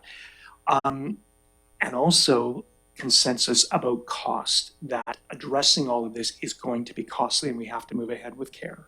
So I think that there is consensus on those points. Where there is disagreement is how to spend the resources that we have, where to make the investments. So again, we've talked about a full rebuild, we've talked about rebuilding the admin sleeping quarters building, and maybe something that we haven't yet come to. Again, consensus on certain points for sure. What I think we have to do, my own sense of what we have to do to move ahead, is three things. We should conduct a needs analysis that looks at our current and future fire rescue service and understand how that relates to the fire hall and future work. So Mr. Payette has that in his plan. And key question is, we need to make sure we're right sizing the project. So Councillor Kreye, you addressed this in September, and yeah, it's back here, and I think we should proceed with that. Second thing is, we should move ahead with an experienced project manager to help us regroup and organize us as we move ahead. I will say personally, I am supportive of the offer from Mr. Kreye and the other three individuals, Mr. Smurfett being among them. I'd welcome their involvement, but I believe they would all be aided if we had a project manager involved as well. And there's a few reasons for that I can get into later. But the other thing is, we need a handle on our costs. And whatever emerges as the project, and there are some questions about what the project is before us, but we need to work together to understand costs and ideally bring these down, and we'll do that by working together. I have some more specific motions that I might throw out to forward this, but I just wanted to make those initial comments. The one thing I think we cannot do is do nothing. The do nothing option has cost us. Way back, maybe when, I don't know, in the 1980s, when there was no action, in the mid-90s, when the admin building was left off in terms of the go-ahead. After that as well, when we knew that there were deficiencies in the admin building and we did not act. Like, all of this has cost us, and if we don't move ahead now with some form of action, it is going to continue to cost the community. So thank you for your indulgence. Again, three things: the needs assessment, project manager, and getting a handle on the costs. So thank you. Thank you. That's helpful. I guess the other thought that I was having was that it's pretty cool, as Mr. Payette's mentioned, to have a community-centered volunteer group coming forward who have some expertise to help out. And the advantage we have there is they don't have the same need to get up to speed. Relatively low-risk approach, but move the project forward, as you're suggesting. And I think the idea of a technical team or task group to work with this under the CEO makes sense. To engage. But I guess I might think, well, how about get this group going and then leave it to our CEO to say, okay, I need now to have somebody to review what they've done and make sure the objective assessment, make sure that it's quality that he needs to before coming back to council with whatever report they put together.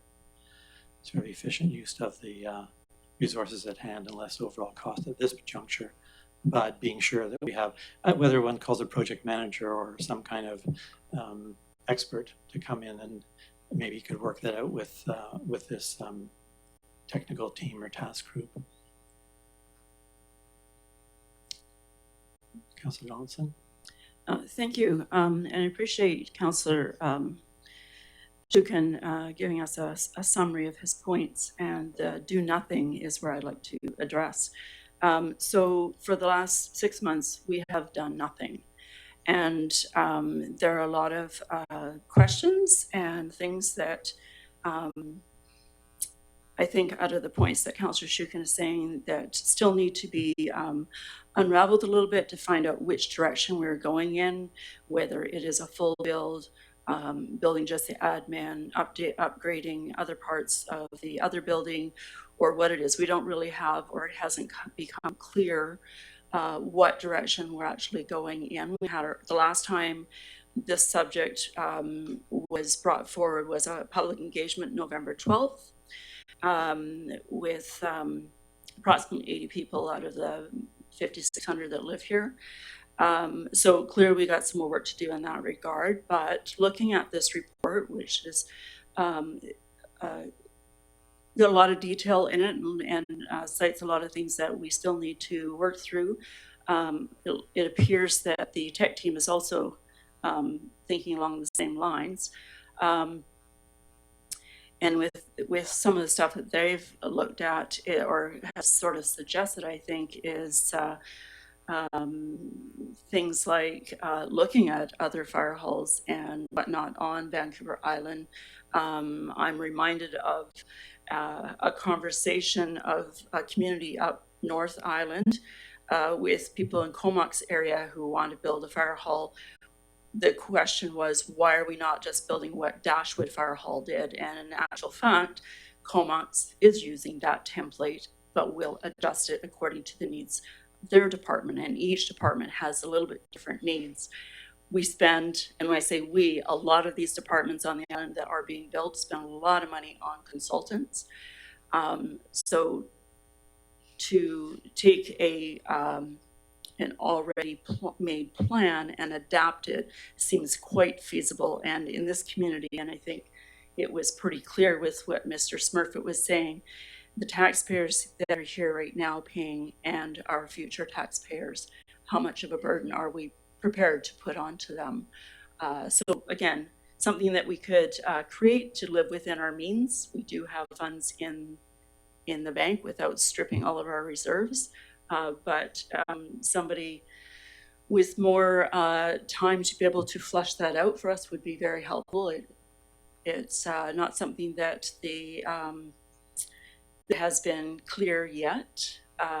So I'd like to see as the CAO says, a task force, as well as engaging in this volunteer group of 4 men who have some specialty, being able to go through all of our documents. We've spent significant sum of money on consultants, JDA, Skyline, Rizik, and the other company which escapes me, which is to do with hazmat. This has been going on since the beginning of 2022, if not maybe earlier. So not to continue doing nothing, but yeah, the time is now. We need to do something to put a project manager ahead of some of this stuff. I think we need to collate the information that we have. That would be a place that I'd like to start. And I'll stop there before I make further comments. I'd like to hear what my other colleagues have to say. Mayor Little. Yeah, thank you. And I really appreciate both of your comments. And what's outstanding to me is that based on our needs analysis, we've got to be absolutely fiscally prudent moving forward. And it was a reminder of what the CEO said, that this is a multi-million-dollar project, and we need to be extremely careful with our taxpayers' dollars. And so engaging a project manager, which will be thousands of dollars, could save potentially hundreds of thousands of dollars. It is often what you hear when projects go off the guardrail. There's not a project manager, and there's not sufficient communications there. We can also, this is also very timely that this report is coming through here. I just attended the opening of the new Crest building. Councillor Epp was the council liaison for Crest, and now Councillor Shukin is the liaison. And we attended the opening of this Crest Center. So just as a reminder, that's the organization that maintains the emergency communications equipment and the infrastructure for more than 50 emergency services around the region. And they've built this building. It cost $17 million, $3 million for the land, total price of $20 million, 14,000 square feet. It is post-seismic or post-disaster BC building and work safe standard compliant. And if you've noticed in the Times Colonist, they had a brilliant article, Mr. Duffy titled it, "When Everything Else Fails, This New Langford Building Has to Work." And I think we can apply that to Metchosin, that when everything else fails around us, when there is a seismic event, that this new fire hall that we have has to work, because that is what is going to save us in an emergency. But top of mind is the financial implications for this. I think we need to move forward, as Councillor Shukin has been repeatedly advocating for a project manager. And I also, since we're on the topic, appreciate the individuals who brought forward their information and their expertise to our attention. And I think it's very poignant what one of our community members said, Ellen Frisch said, that transparency builds trust and knowledge builds trust. And when you can meld them together, that's when you're going to have success. And I think that transparency piece, as the CAO mentioned, is really important here. And with the task force, with combining the expertise of the individuals that have brought forward their technical briefing, with all of that in an open and transparent way, I think that's the key to success, and I thank them for it. Thank you. Thank you. Councillor Donaldson, you had a motion? Yes. I'd like to motion option number 2, or the spirit of option number 2, that the committee of the whole refer the report back to staff. Is that how we got it here? Asking the CAO to engage with the proposed volunteer Firehall tech team.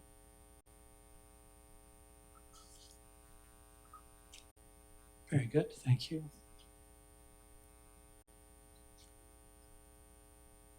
Councillor Shukin? Point of order. Yes? Yeah, I was wondering if we can hear from our deputy corporate officer, please. Certainly.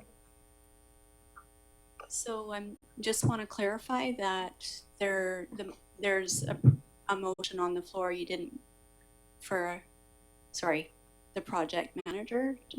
Were you? There's no motion. No motion. Okay.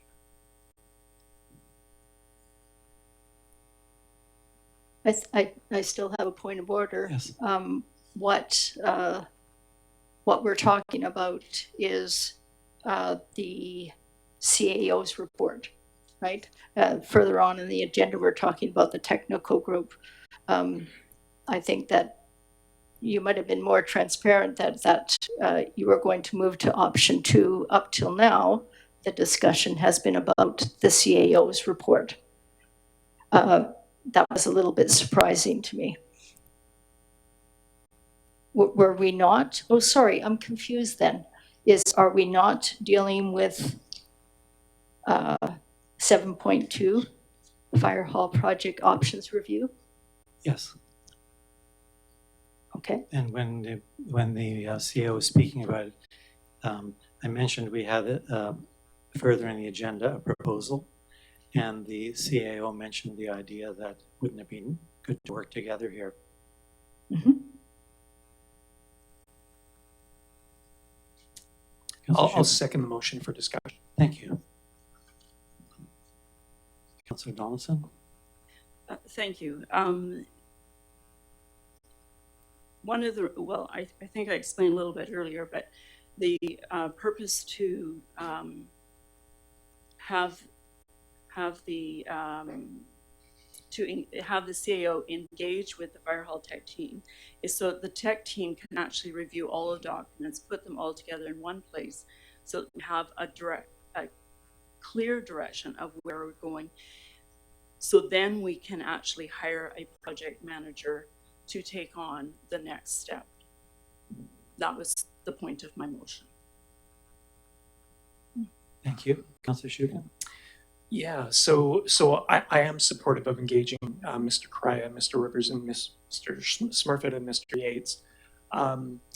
I would like, though, I was hoping that maybe the motion could be a little bit more specific and just mention forthcoming needs analysis and area planning and options analysis. Maybe not, though. But the other thing I was hoping to do tonight was mobilize staff so we could begin to look at the possibility of a project manager, but also most importantly, moving ahead with a firm who can conduct the needs analysis. And I'm not going to make this motion, but what I was going to say earlier is that the CEO provide council with recommendations on a qualified firm to conduct a fire service needs analysis that will inform decisions about the future of the Firehall project, and that those recommendations be provided by May 25th. So I do get Councillor Donaldson's point about working with the group, reviewing the material, and then using that to inform the project manager. But I feel like we can take some additional steps while that is going on.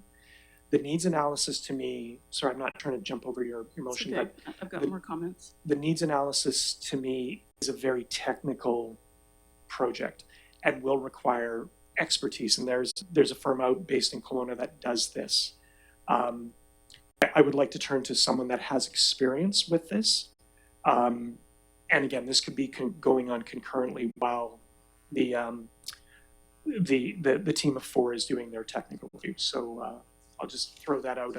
Key thing is I think we can move on some other actions tonight and not just refer it back to council. So Refer back to council or staff? Staff. Okay, so when I was trying to put it together, it was much longer. And so I really shortened it up, and clearly I should have maybe stayed with what I was thinking, but nevertheless, it's doesn't matter. Some of the things that I had been thinking of, similar to what you're saying, and maybe we're just a little bit scrambled here, but my goal was that the team be able to, the tech team, review the Firehall project reports and supporting documentation. That's basic. Conduct a gap analysis identifying operational needs versus preferred components. Review a minimum of 3 build options with consideration for fiscal prudence and affordability. Examine comparable fire hall projects within Vancouver Island and similar rural communities. And provide observations and recommendations to council within 90 days to help inform future feasibility and consultant work. Originally, I had considered 60 days, but one of them happens to be away for a significant time. So the 90 days, that would bring us to, I mean, that's pretty much almost the end of summer. So it's, again, breaking that out for the technical team to work through those things, put it into a package, so then we could give it to somebody like a consultant or project manager. And it would be a lot more fulsome. Right now we have books of studies and all that sort of stuff. We have option 1A, which was submitted with the grant, but we haven't looked at other options. We did not, the Firehall Steering Committee didn't have the time to be able to work with through the space analysis as far as discussions go.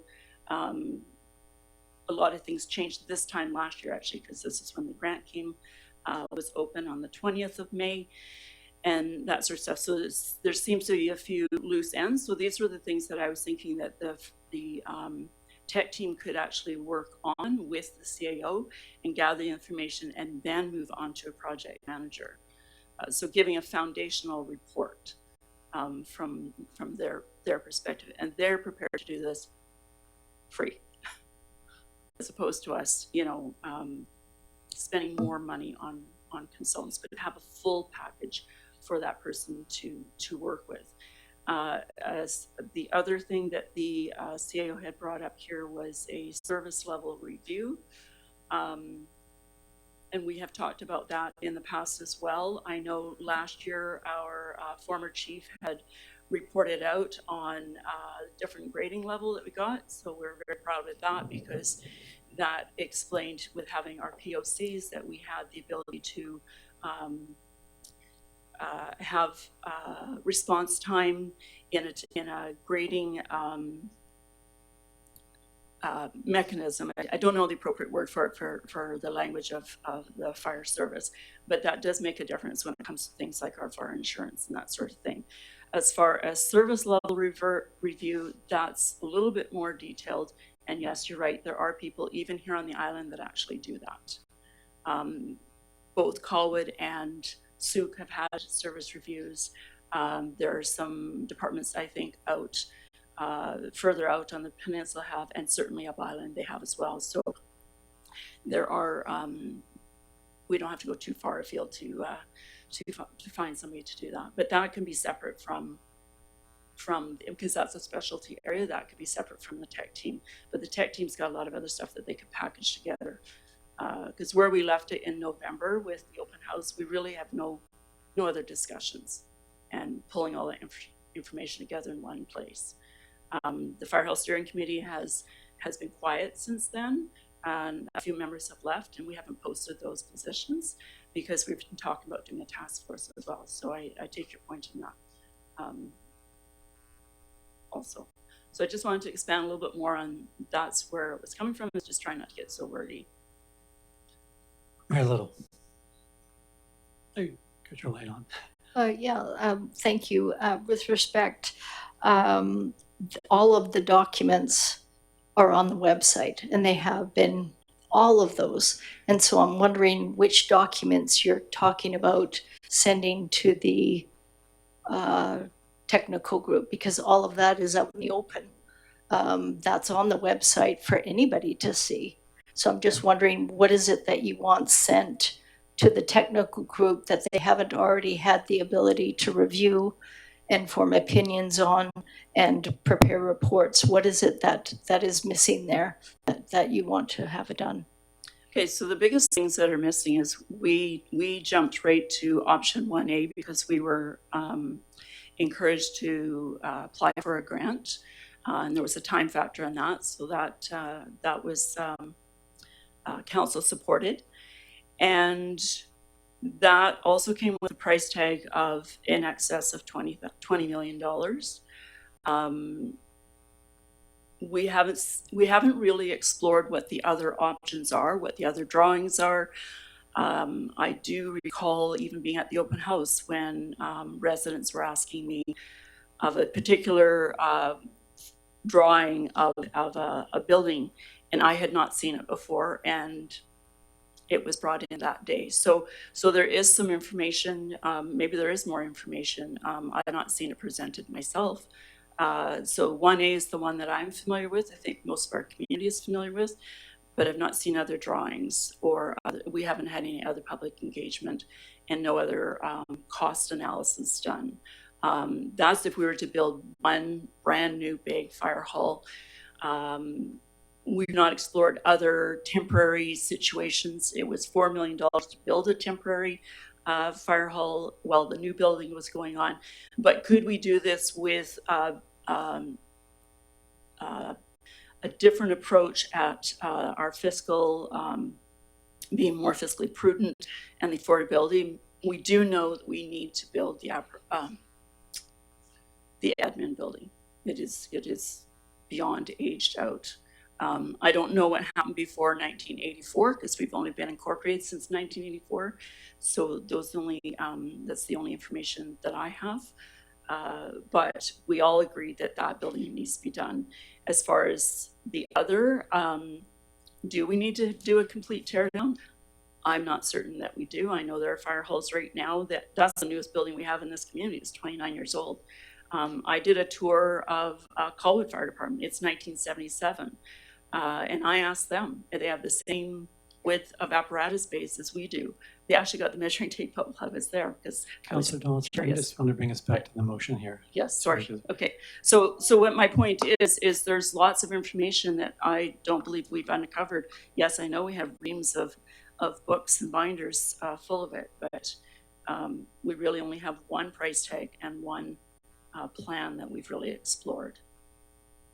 Mayor Little, would you like to offer any thoughts about the motion? I think that all the documents are on the website. I'm a bit confused by how we got to this point when we were talking about the Firehall project options review by the CAO. I know that you quickly moved to a different option. I saw that move, but I'm a bit concerned where we are now. I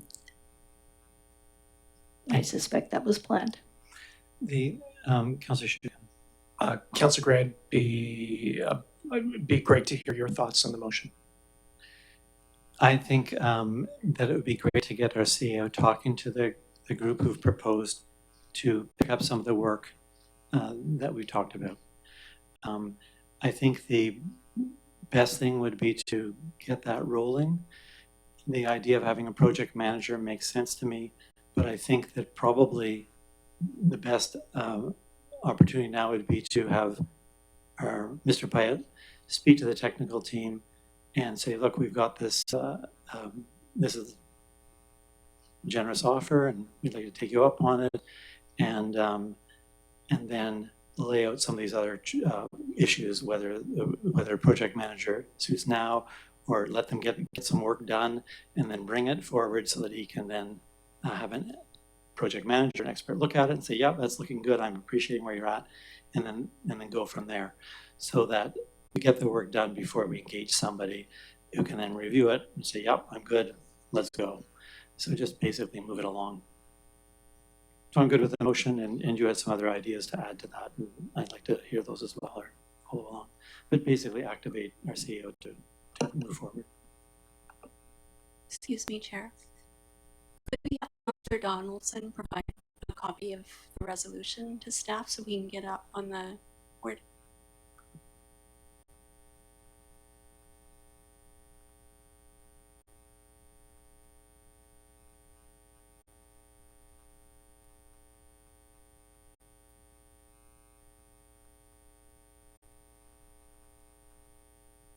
Just while that's happening, Mr. Pyatt, would that work for you?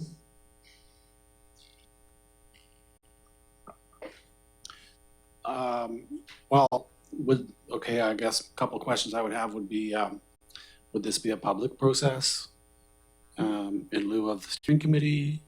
And the next kind of point would be, you know, like, I don't know if I can say this strongly enough, but every day that we don't have a project manager on board is money that we're throwing out the window in the future. Thank you. I'm thinking that this would be a process that would be up to you to design, and if you want to use them as a task force that you're meeting with and getting advice from, that makes sense to me. All of it becoming public when you're ready to bring it forward. You know, rather than setting up an advisory committee or buffering a working group, a task force, that's your response, you know, would be up for you to work with. And that's why I'm thinking to give you the freedom to meet and talk to them and sort out, you know, the best approach that you think is right, and just let us know. Councillor Schutte. One of the things that was noted in the proposal from the four individuals, the team of four, I'll call them, is an understanding that they would have to report regularly to council and CAO and others. So I think there's a sense among the group of urgency to get things moving. So, and what we will have to keep our eyes open is whether that is actually fulfilled. And yeah, I do feel like there is a sense of urgency to move ahead. Yeah, whether it's August or October or whatever, but we need to get going here. So. And I might just add, I think it's reporting to council, but through the CAO, as opposed to coming on their own. Yeah. Sorry, and I think some of those things are what Mr. Pyatt would, if this motion succeeds, have to work out with a group of four. I will. Ms. Fritsch's point did resonate with me, as well as the possibility of a hybrid solution. So we can also possibly look at that as we go, if we need to. So, thank you, Mayor Little. I very much appreciate the 4 individuals for bringing forward. They all have, 3 of them have engineering degrees and 1 has firefighter experience. What I was looking for was for expertise of a structural engineer. And I couldn't tell from their designations which one of them had that structural engineer designation.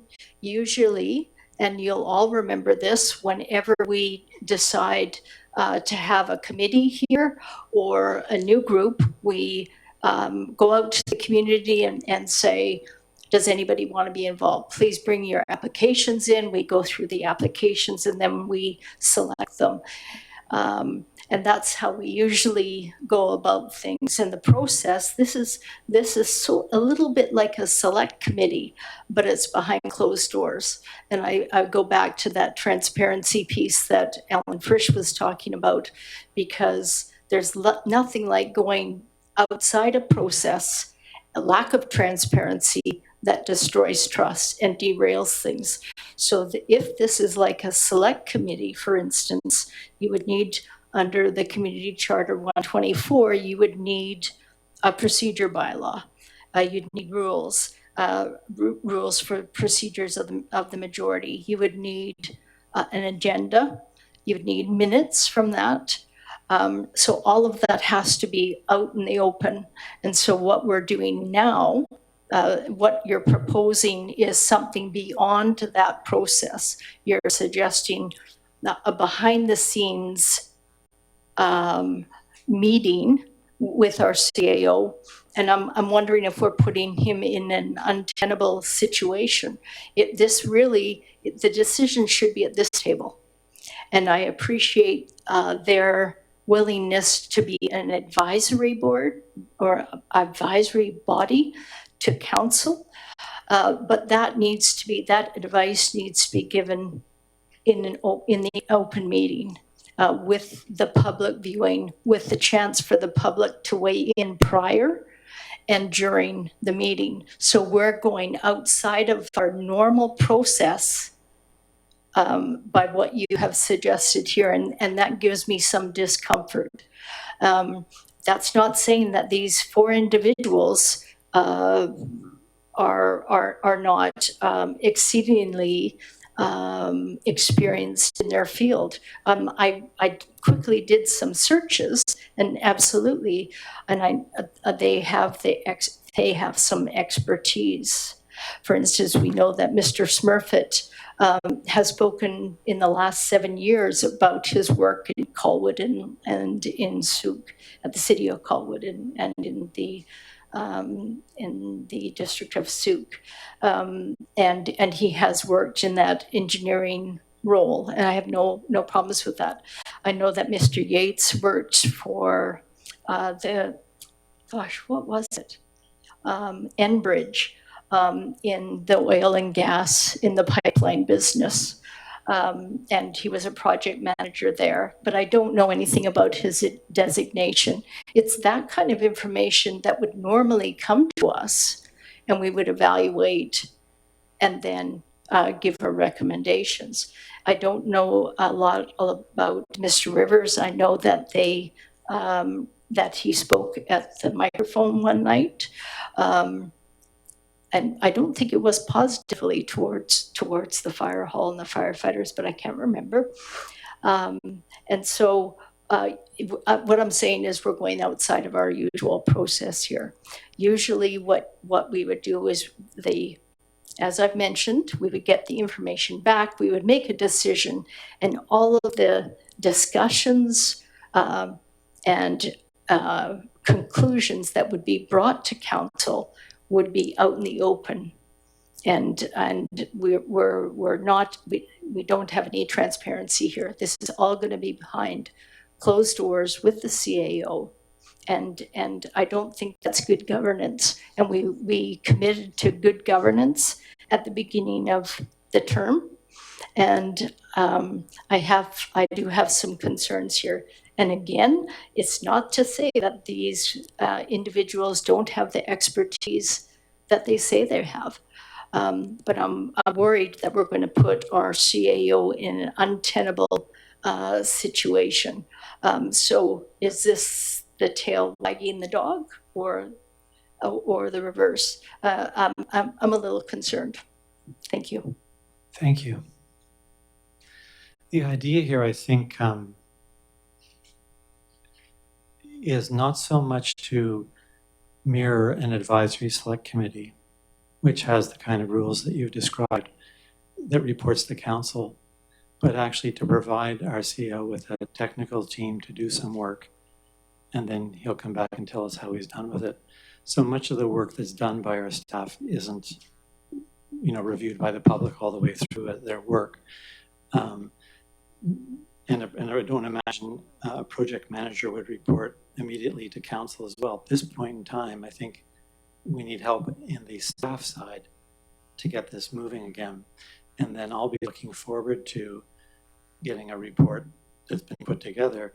But from my perspective, we don't need to see, like making sausage, you don't need to see everything inside before you get the sausage. In this case, I think we heard early on that Mr. Pett was open to the idea of having some support like this, and that would be the notion. Not promising all the nature of an advisory select committee, but rather something different, a task group that's helping the staff get things together to give us some good advice.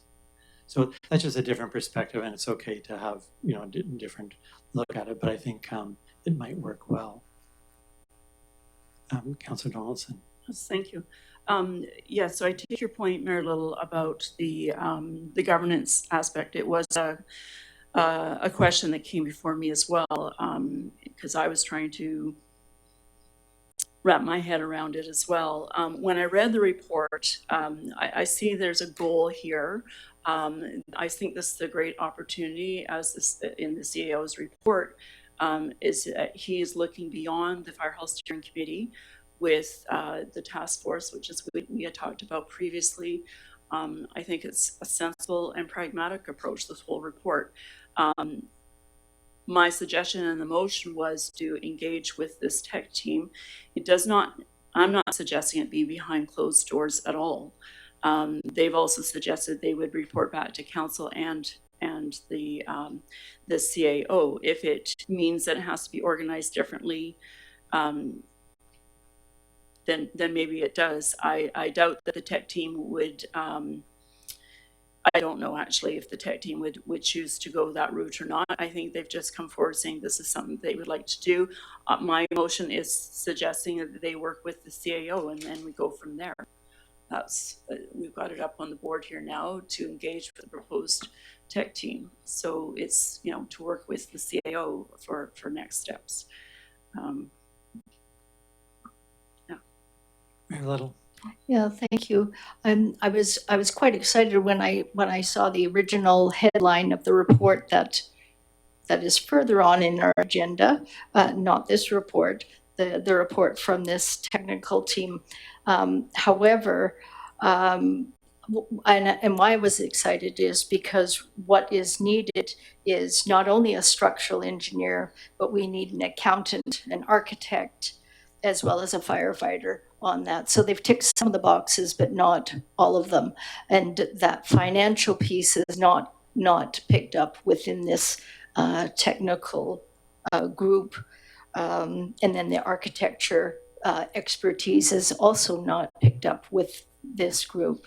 And to your point, Councillor Donaldson, through the chair, absolutely, they are giving advice to the CAO. They're going to gather that advice behind closed door. Let's not fool ourselves here. They're not going to come to an open meeting. They can't. They don't have an agenda. They won't have minutes. It won't be publicized prior to their meeting to give the public the opportunity to weigh in before and after. So we can't say that this is going to be transparent. This will all happen behind closed doors. And so that's what concerns me. That is not good governance to me. Thank you. Thank you. So rather than going, back and forth, are there any new points that anyone would like to make? Just one. When we had the Firehall Steering Committee, there was no reporting out from the subcommittee. There's no minutes from them, and there is nothing documented. So, whereas the Firehall Steering Committee themselves, certainly they have the minutes and they had the discussion and they were open meetings to the public. So it's interesting how some things work for some situations, some things don't for others. So in that case, we didn't end up seeing any minutes from subcommittees. So that would have been helpful. And so I take your point. I can't speak about the tech team because they haven't had any minutes. And so at this point in time, their integrity can't be questioned in that respect. So I do understand your government's. Any further discussion on the motion? Councillor Shukin. Specific to the motion, Thank you. I wonder if we might add the names of the technical team to the end there, just so we know who we're talking about, or just be more specific about the vote.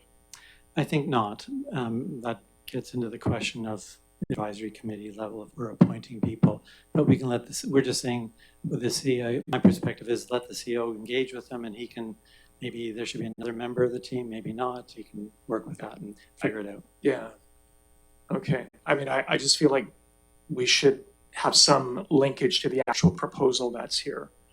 The technical team reference. Well, then maybe capitalize technical team then, if we could. Just thank Sure. you. Something like that. Sure. Mayor Little, something on the motion? Yeah, that would be an amendment. That Capitalize it? I'm sorry? To capitalize it? No, that would be an amendment. If we could look to our deputy corporate officer, if you wanted to include Councillor Shukin's comments, I think that would be amendment. No? No? If we capitalize it, within the context, as long as we've got something that ties it back to the letter and all that. So thank you. Yeah. Mayor Little. Yeah, I think I should be given the opportunity to respond to Councillor Donaldson's comments, and through the chair, I wasn't on the Firehall Steering Committee. You were on the Firehall Steering Committee. So it's not my responsibility to ensure that the minutes were. So you were on the Firehall Steering Committee. I wasn't. So you could have at that time asked for the minutes, ask for the discussion, bring that forward. It's very difficult for me to speak. Just a moment, let me finish. It's very difficult for me to speak to a committee that happened, the recommendations when I'm not on the committee. It was you and Councillor Epp that were on the committee, and your function as finance chair was to look after any questions regarding the finances. And so it was up to both. Excuse me, I think that we should get back to the motion itself. I appreciate your comments. So I think if are there any more comments about the motion itself? Mayor Little. Yeah, I'd like to hear from the CAO now that he's heard our discussion. Does he see a path moving forward in an expeditious way, embracing the expertise of these four gentlemen? And does he see that we can quickly move to where we want to be, which is hiring a project manager and fulfilling some of these? I'm worried this is going to drag on for another. Thank you. Excuse me, can I finish? That's a point of order. I think I should be able to finish my comment without you interrupting. Certainly. If we could hear from the CAO regarding his comfort level at this time. Can he work with the group, and can we get to what we all want and the community wants, which is a safe post-disaster, post-seismic building that is safe? So if we could hear from the CAO, that'd be great. Thank you. Thank you. So I think the question was comfort with the meeting with the group and moving forward with the project manager at the correct time. Yeah, through the chair. I regularly meet with lots of project managers, lots of consultants, lots of professionals. I'm comfortable with meeting with this team, in the same regard and respect that I would always have with anybody that I meet with on a day-to-day basis. And I would look forward to that. And I do believe that we need to get moving on an objective project manager to help us through the steps as we move ahead as quickly as possible. Do I think engaging with the team ahead of time would be of value? Perhaps. If we can move quickly and we can have conversations that we can bring to council in a fairly, couple of weeks would be great, with ideas and proposals and value-added discussion, I think would be fantastic. Thank you. That's great, thank you. So I think I'm ready to call the question. The motion is, as written up here, that the committee recommend council direct the CAO to engage with the proposed volunteer Firehall technical team. All in favor? Thank you. That's approved. Councillor Gray, Yes, I'd like to Councillor make a motion, please, that the CAO provide council with recommendations only on a qualified firm to conduct a fire service needs analysis that will inform decisions about the future of the Firehall project, and that such recommendations be provided to council as soon as possible. So moved. Can you repeat? Thank you. Can you repeat the motion, please? Sure, that the CAO provide council with recommendations on a qualified firm to conduct a fire service needs analysis that will inform decisions about the future of the Firehall project, and that such recommendations be provided as soon as possible. I'll second that for discussion. Thank you. Motivation, Councillor Shukin? Sure. Again, key thing is recommendations, not engage the firm. But we've talked about the needs analysis for several months now, or sorry, it's popped up several times over the last few months.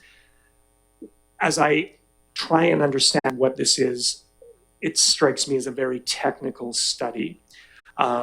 Looking at call data, looking at the geospatial realities of the place you live in, your demographics, the service level, the shared service agreements you have with neighboring communities and whatnot. So with that, I think we would be wanting to, and again, the key thing around this is understanding what it is we need going into the future. Are we right sizing the building? Is the rumor of building the Taj Mahal correct? Or is that something we need to actually look at in the future? So this is something that's been bouncing around. And I'm proposing that we get some recommendations on a qualified firm that will help us address that. What's interesting is I think it would complement the technical team and the work they do, not overlap it. So, thank you. Mayor Little? Yeah, thank you. I like this idea because the idea of it complementing with the technical team as well.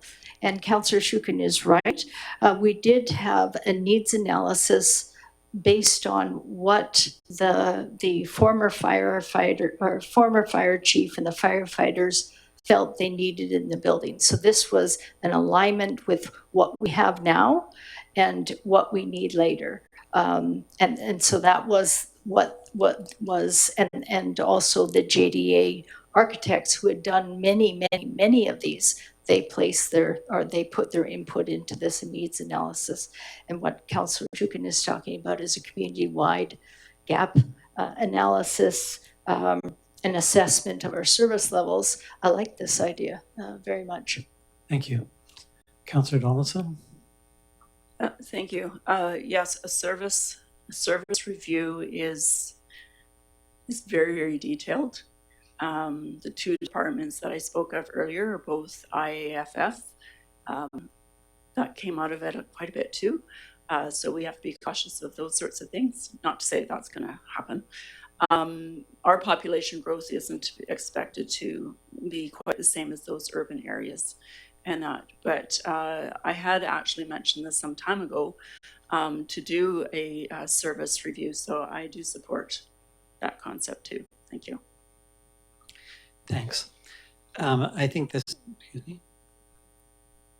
CAO. Yeah. Mr. Pyatt. Yeah, thanks to the chair. Service level reviews, you know, like should happen periodically with any department. We haven't had one, I believe, that I know of. So we should take this seriously. Careful what you ask for. In terms of our ability to provide services. And the other part is I would prefer to engage a number of companies or consultants and get some proposals and bring them forward to council. I know one of the councillors suggested a certain company. I can take that under consideration. Maybe Councillor Donaldson has some other ideas as well. I would like to bring them forward for more fulsome review and get the correct company to do the service level review as it meets our requirements through a proposal process. Thanks.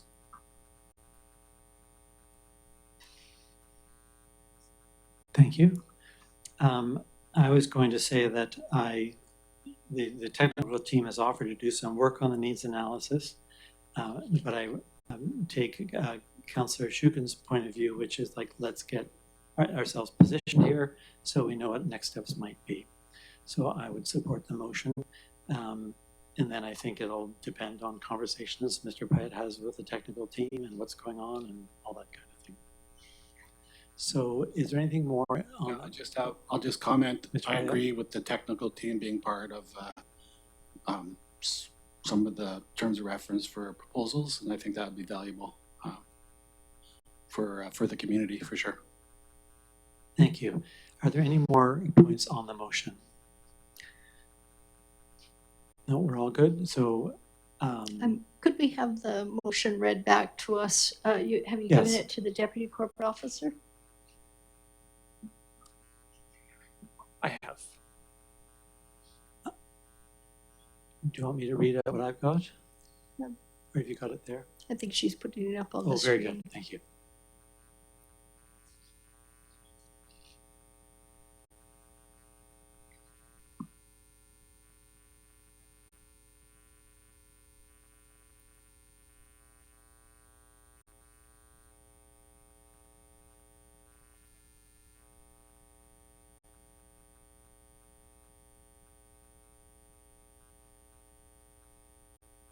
So there it is, the second one on the screen. I'll just read it out. That the CAO provide council with recommendations on a qualified firm to conduct a fire service needs analysis that will inform decisions about the future of the Firehall project, and that such recommendation is provided as soon as possible.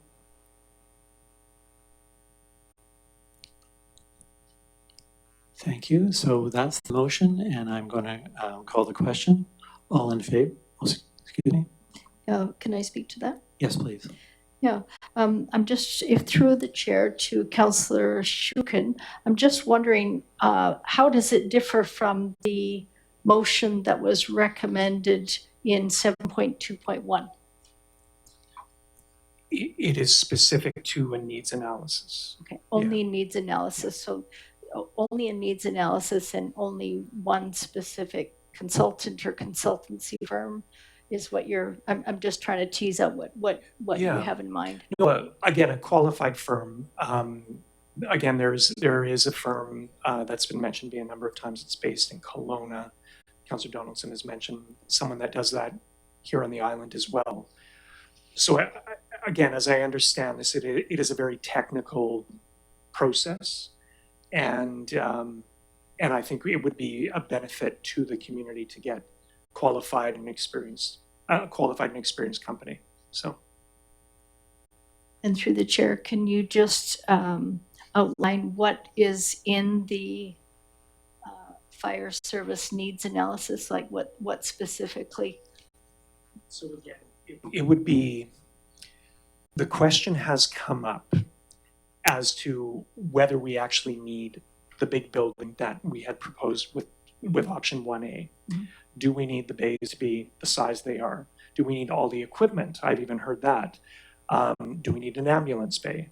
So again, so we would be looking at, I'm assuming, things like call volumes, demographics in the community, the geospatial realities of Metchosin. And with that, we might also look at climate change too, the fact that we live in a heavily forested area.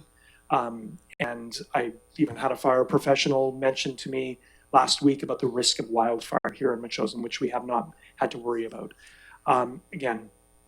Shared service agreements that we have. Somebody had mentioned to me, why do we need such a big fire hall? Can't we rely on Colwood and Langford for support there?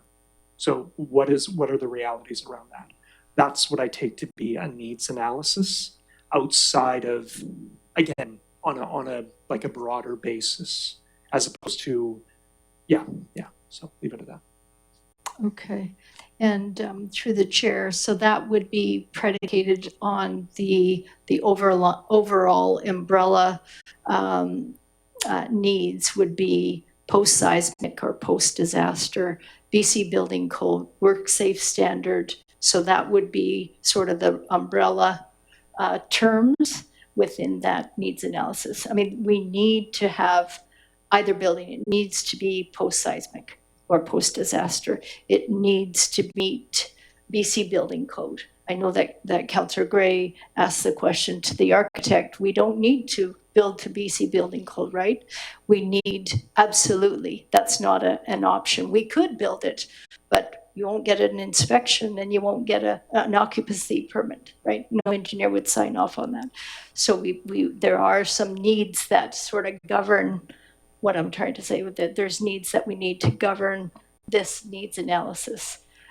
So as I would be in favor of this as long as it meets those criteria, that it was post-seismic or post-disaster, BC Building Code, and work safe standards. Yeah, is that okay? Any other comments on the motion? Are we ready to call the question? Councillor Donaldson. I have a question for Councillor Shukin, through the chair. It says in the CAO's report here, the purpose of the service level review is not what Mayor Little is describing. So I want to be clear that we understand. So the service level is about the complement of people that are actually providing fire service for us. So that would be, you know, how many people there are on a crew by day, night, mutual aid partners, as you have stated, assessing their response performance, like getting there, the deployment realities of that, and really a clear, and as it says here, defensible baseline to support that leadership transition. So service is different than the brick and mortar that I think Mayor Little's also talking about. I mean, it all goes hand in hand, but do we have enough people there to provide the service of going into either an interior structure when there's a fire, which you need 4 for a crew, and you also need 4 to back up within 10 minutes. So, you know, there's some science behind that. Or do we do similarly to what's happening in, which we're not, our grading system's much better than that, or not better, but bigger than that, because we've been able to facilitate it, thanks to the past chief and her foresight. And that is like ESU, we've heard about, they can't go into a building, they can fight from outside. So those are different kinds of services and different grading. So I just want to be clear of what we're asking. Yeah, if I may, I think we've talked about this on different occasions. So there's at least 2 topics. One is the needs of the building, and Mayor Little is positing it needs to be adequate for the fire service to be provided and post-disaster and these details. And the other question is, what does the community need? How big a fire hall? How many staff? Those kinds of things to meet the needs of the community. And my understanding of the motion here is that we're talking about what are the needs of the community, not what are the needs of the building. It's the question of how big, as Councillor Schutten explained his motion, does it need to be a very large building? Can it be a small building? You know, these are questions about what do we need to serve our community? And that's my interpretation of your comments, Councillor Schutten, rather than putting out the needs assessment, which we already had done in the building, hearing that there are some improvements needed in the building itself. That work's been completed as far as I can tell. Mayor Little, to the motion? Yes, to the motion, as motivated by Councillor Schucken, he did mention the geophysical space. He used those words. So the geophysical space to me means standards. And so it's not just, unless I'm wrong, Councillor Schucken, the motion wasn't just the community needs analysis. You're talking about geophysical, so that's physical, meaning the standards needed for that physicalness. I was more, geophysical is probably the wrong term, but I meant the environmental realities of Metchosin. The fact that we have long, narrow roads, we're a heavily forested area, small population, big properties, limited water is a big thing. So stuff like that. But again, all of this goes back, the key thing is in terms of the building and the building we need. This is the point of this motion. And again, the key thing here is recommendations, and I'm sure that the companies that Mr. Payette might go to will be more specific in terms of what they can offer in support of the Firehall project. And again, we may decide that we don't do this, that the technical team is going to be able to give us this, but I think it would be helpful to just understand that with a study that's this specialized, that what's out there to support us. Thank you. Any other comments? Very little. Does the CAO want to chime in here? I'm actually asking the table. I think we can get advice from the CAO. No, Sorry, did you want to speak, Mr. Payette? Yeah, I can just hopefully help here through the chair. I think, you know, I think that the discussion is amazing. The passion around the table is all directed towards what everybody wants to hear is transparency on the future project. So we're all moving towards the same direction now.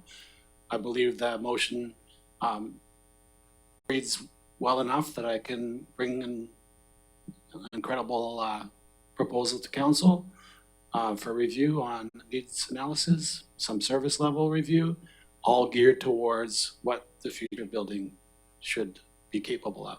So, thank you. Thank you for that. Call the question. All in favor? Approved. Thank you.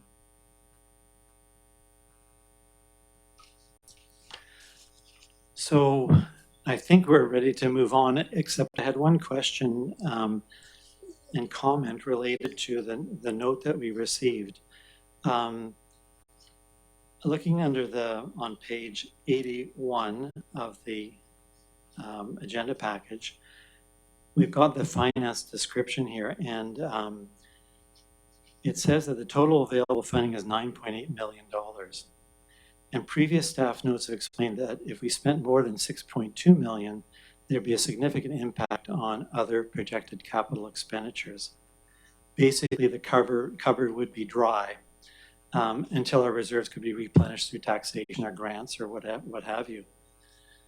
Well, as a result of public participation a few weeks ago, I was looking into the RCMP building and potential cost. And it looks like that project could have a crushing impact on our taxpayers in the district. Our CFO calculates that Metchosin's annual rent could increase from $75,000 to as much as $441,000. And using the CRD loan amounts and the amortization, we have a proportion of about 4.7% of the officers are ours as compared to the other communities. So that's a really big number, and it's hypothetical. So we can't lock onto it. It doesn't include whether it be potential cost overruns. And importantly, we can expect our percentage in that dollar value to decline because our share of overall cost will decline as number of officers increase in the other communities. Point the of order. point is, Point of order, can you tell me where we are in the agenda? Are you Yes. talking about the RCMP building? Or this is the Metchosin Firehall project? You're mixing information here and I'm getting a little bit lost. Are you talking about the Firehall? Or are you talking about the RCMP building? Because they're very different. They are. One is 150 million, 103 million. This is a very different projects. Can you let me know where we are in the agenda? Yes, we're talking about the finance notes in the report to the Committee of the Whole on the Firehall project option review, saying there's total available funding of $9.8 million. What page is that on, please? As I mentioned earlier, it's on page 81. And so the point here is that we don't have a plan in place to address the enormous anticipated tax A point burden. of privilege? It's not 81 on the agenda that I have. You've printed that off earlier. There was an update, so your numbers are wrong. Oh, very good. Can I'll just somebody find let it me for know you. where we are, please? It's probably an additional one or two. You'll see under finance. So it's, yeah. So the point I want to make is that while we say there's $9.8 million available for the fire hall, we don't have a plan to deal with the enormous tax burden that I see coming for the fire department, for the police building. And so it's not clear to me if we tap into our reserves for the fire hall or if we're going to need to tap into the reserves for the police building. So I'm talking about specifically whether or not there will be $9.8 million available for the fire hall. And I wonder if that we might be helped by having a comparison of costs and the tax impacts between at least two scenarios around the police building, continuing to rent space or becoming a part owner with the other municipalities using our reserve funds. So I'm hoping we might pick that up at a future council meeting so that when we reference the figures in our documents will relate to the different projects we have going and the pressures on our reserves. And that's really all I was wanting to speak to, was the relationship between these numbers and other cost pressures we have that seem quite important to get a handle on. Could I speak? Yes, a little. Yeah, I was wondering if we could hear from the CFO. Never have we ever had a conversation here becoming a member of the RCMP building that you keep referring to, even though we're talking about the fire hall. The RCMP is co-owned by Colwood, Langford, and View Royal. The loan authorization bylaw from the CRD is $103 million. The loan will be carried by the CRD. The CRD will not have any other operational responsibilities. They will remain the owners of the building until it is built. Then it will be transferred to the three municipalities. If you look seriously at our operational budget, could we ever afford to be a co-owner? What you're suggesting would financially bankrupt us. Why would we want to even have that conversation? Like Highlands, like the two First Nations, we are renters in that building. I think we're getting way off track here. And it's a bit of a red herring, this RCMP. Why would we want to deal in hypotheticals? We don't know that. You're talking about hypothetical numbers here, and we want to talk about the fire hall. You've taken us way off course. I'm not interested in that conversation of becoming an owner of the RCMP building. That's $103 million in three communities that are fast growing with a huge population base. We have 1,800 people. How could the tax increases for that would be enormous that you're proposing? I'm surprised that you're even suggesting that. We're renters in the building for a reason. Just like Highlands, we could never afford to be a partner. And I think since you brought it up, we should also hear from our Chief Financial Officer, because I'm sure he's dealt with or he's thought about this a lot more. Thank you. Yes, I haven't talked to him tonight about it, but we went through these figures and they come from the CFO with the caution and the caveats that the numbers are likely to drop and also that we don't know, the cost overruns. The issue is it's a big financial issue impacting the amount of money that we may have for the fire hall. And so we need to be cognizant of these two competing interests. My hope is that we might be able to have a discussion on the fire department, on the police department at a council meeting with advice from the CFO on the different options. We'd have a very difficult time dealing with tax increase to pay a bill of $400 or $500 or $300,000 annually. And I think it's important that we tackle that seriously. And it comes up because we're talking about the amount of money available here for our fire hall. So through the chair, if I can ask a question to the CFO. Certainly. Mr. Creek, could you ever envision a time, given our fiscal picture right now, our financial house, that we would ever become a co-owner of the RCMP building? I know that puts you on the spot because we're dealing with hypotheticals here, which I don't want to deal with. I want to deal with facts and our fire hall. But since Councillor Kreye wants to go there, I think it's important to comment on that. Yeah, thanks through the chair. I'll respond. I don't believe that staff will be responding to these questions. We're not prepared. These are out of scope tonight, and it's not fair to staff to be put on the spot. Thanks. Thank you. So let's move on to our next agenda item, which is just checking the time. Councillor's update, Finance Councillor's update. Councillor Donaldson. Thank you. I'll be brief because it is getting late. Just wanted to say that the 2026-2030 financial plan has been adopted by council. So there was a comment made about a balanced budget being numbers, but also I think what I want to highlight here is that council worked together to strike a balance between residents' needs, community services, maintaining a fiscal prudence and aligning with council priorities, that it wasn't just a numbers game, but we have all the other parts that the community is needing and requiring for us to find and strike that balance between the funds and the services that our residents do need. Including investment in infrastructure and this sort of thing, including our fire hall and that sort of stuff. So it's all at the forefront, but we do have a budget in place now for the next 5 years, and certainly an operating budget for the next year. So I'm happy to report on that. From the agricultural perspective, just a couple of points. We all had attended the recent AVIC convention. I presented a resolution to the membership it was a CSA resolution, so this is community supported agriculture.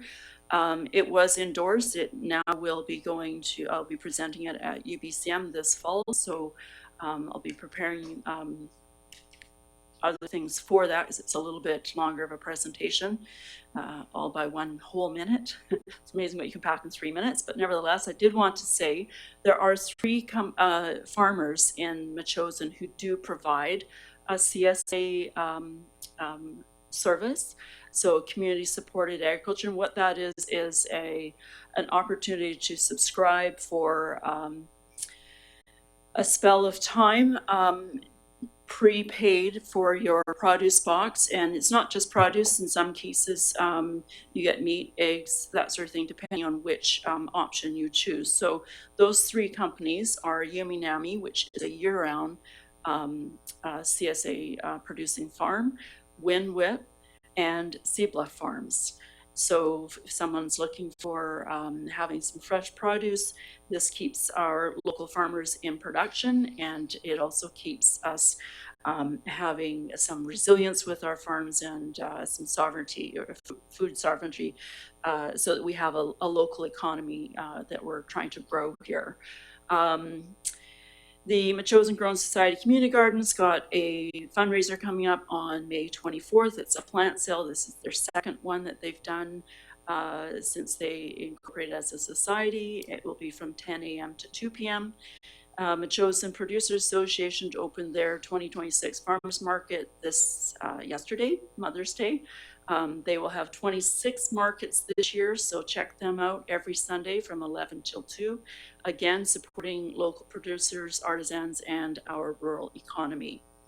And that's all I have to report. The rest of it is in the agenda, and people can read the remainder of my report. Thank you. Thanks so much, Councillor Donaldson. Any questions? Good to go. Great. The next item on the agenda is environmental areas, my update report. So I just had a couple of things. You can read the update I've written. One was that the CRD Arts Commission I sit on approved a number of grants that had been recommended by the Arts Advisory Council. And one of the recipients of the grants was the Metchosin Art Pod, who received $4,800 in support for a feature installation in their collaborations art exhibit running from July 3rd to August 23rd. So that was nice to be involved in, and I look forward to seeing that installation and the art show. On, I'll just jump through a few of the things. Oh, the other, just to note, the CRD Performing Arts Facilities Service at the CRD level, that had gone forward from the board as an alternative approval process, and it passed in the sense that there wasn't much opposition to it, and that means that the CRD board received the certificate of results and adopted the bylaw to create the CRD Performing Arts Facility Service with an annual budget that I think is to be up to $3 million.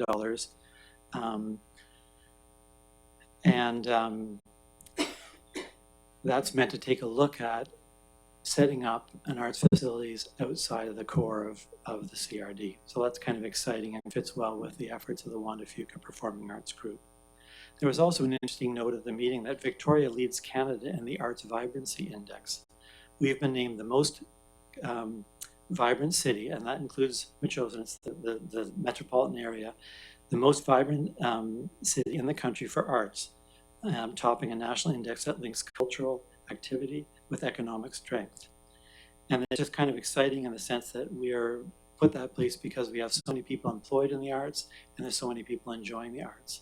And we're part of that with the arts that we do here in Metchosin. Council asked that look at the question of roadside ditching. And we did take a look at it. We used a new tool, AI, to give us some ideas about the breadth and depth of the question. And after reviewing that and discussing it some, and we got some input from some residents, Alison Leduc was here this evening, provided some advice. And we feel that we wanted to provide advice back to council that it makes sense to us that a hybrid approach to maximize natural drainage, but use engineered drainage where failure risks exist. We think that may prove advantageous in terms of cost containment, given the extraordinary expenses of disposal of excavated materials. But we were also wanted the district to think about, or staff to think about, ditching practices that could be adopted to minimize muddy water, and so that road shoulders are preserved with swale and ditch trimming as necessary. So the idea being, use the ditching where we need it and don't ditch where we don't. And I think the staff are onto that, but that was our sort of advice back to council. There's no action needed. It was really to provide you our opinion. And I think our CAO and the staff are already onto that with our discussions through the budget this year.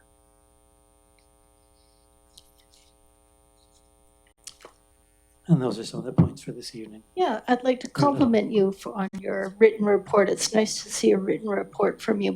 It's really helpful to follow along rather than a verbal report, which you usually do. Thank you. Thank you. The next item on the agenda is 8A, and that's the correspondence on the proposed Firehall technical team. I think we've had a good discussion about that, and we can move along to the next item unless... No, very good. So the next item on the agenda is 8B, entitled Request for Traffic Calming Measures on the Bonne Road. So what we have here is several letters from, one letter is from Gwen and Michael Nolan, and the other letter is from Mark Jackman and Mary Louise Riley. And they've both written about traffic safety and the narrow roadway with speeding on the Bonne Road and concerns about road damage. Now, this follows on earlier correspondence, which we heard about from the public this evening. Jackie Larkin spoke about similar concerns that Gwen and Mike and Mark and Mary had all signed a letter to council about this and to the CAO. The issue came up in the mayor's tea that Mayor Little hosted, I think it was last week, and the idea of speed bumps came up in the discussion. And so tonight you'll see attached here is reference to the potential of speed bumps, or at least what our policy is on that. I'm not sure if that's what the residents are asking for. It's mentioned in one of the letters, but I wondered, Mr. Pyatt, might it be okay to ask you to comment on the notes here? Thank you. Okay, so through the chair, speed bumps, talking with our public works staff, this will be a first kick at the can, but the policy does allow council to give direction to staff to install some speed bumps on roads that aren't busy roads or major roads. We've looked at the road, I've gone over it with Public Works. The reason this warrants some attention from council is that we have an abnormally large amount of truck traffic due to some building permits, both inside our district, but also in the Sioux-Kanger area. And so I do recommend that we try this. We can get temporary speed bumps. We didn't budget for this, but the costs are not that significant where we could fit it into the roads maintenance budget. We have located a few options for some spots that would make sense with proper signage. One of the problems with this kind of decision for council would be other areas of town wanting speed bumps, of course. If they get it, we get it. I think it's more of a, situational type of decision. This one is based on that building permit and others that are happening. It's not permanent. The building permit is a 1 or 2 year permit, so hopefully it won't take that long. And then we would remove the speed bumps. And so I think that this is a good case where council could actually reiterate to the residents that it's warranted. There's lots of places in Metchosin that their speeding's a problem for sure. I drive here every day and back and forth, and I'm the slowest guy on the road for sure. And the police cannot be here 24/7. I think that it's a pilot project for us to try. It's relatively risk-free. The road construction along Borough and up past where the permits are, that's a narrow winding road. It wasn't really designed for a lot of traffic.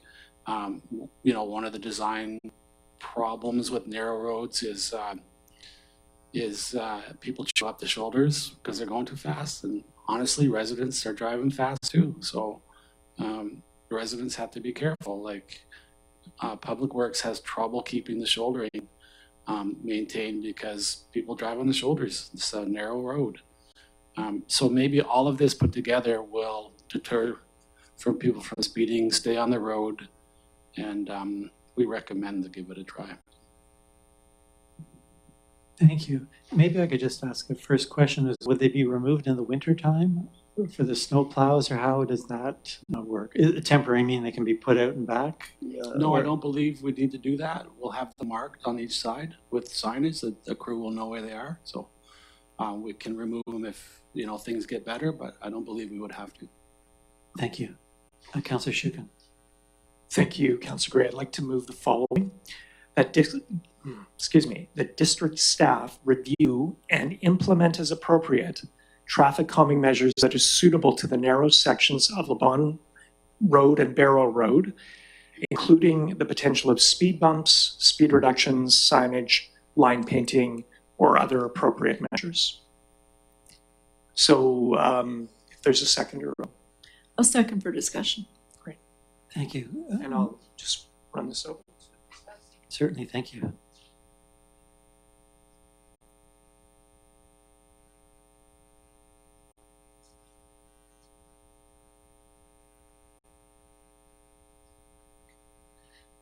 So it does follow what Mr. Pyatt is saying with the potential of speed bumps, but also signage, painting, and speed reductions as well.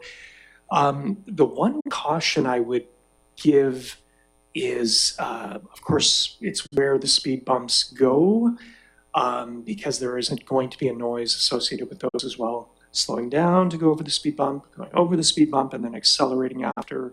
All of those create noise. And the other thing, too, I got to say, is there is a lot of bike traffic on the Bonne. So that might need to be taken into account.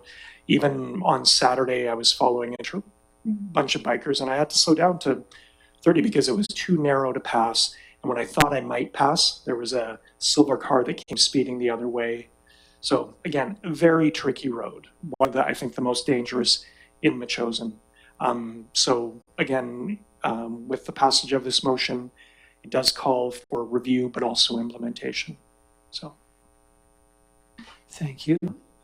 Councillor Donaldson, would you like to add something? Yes, thank you.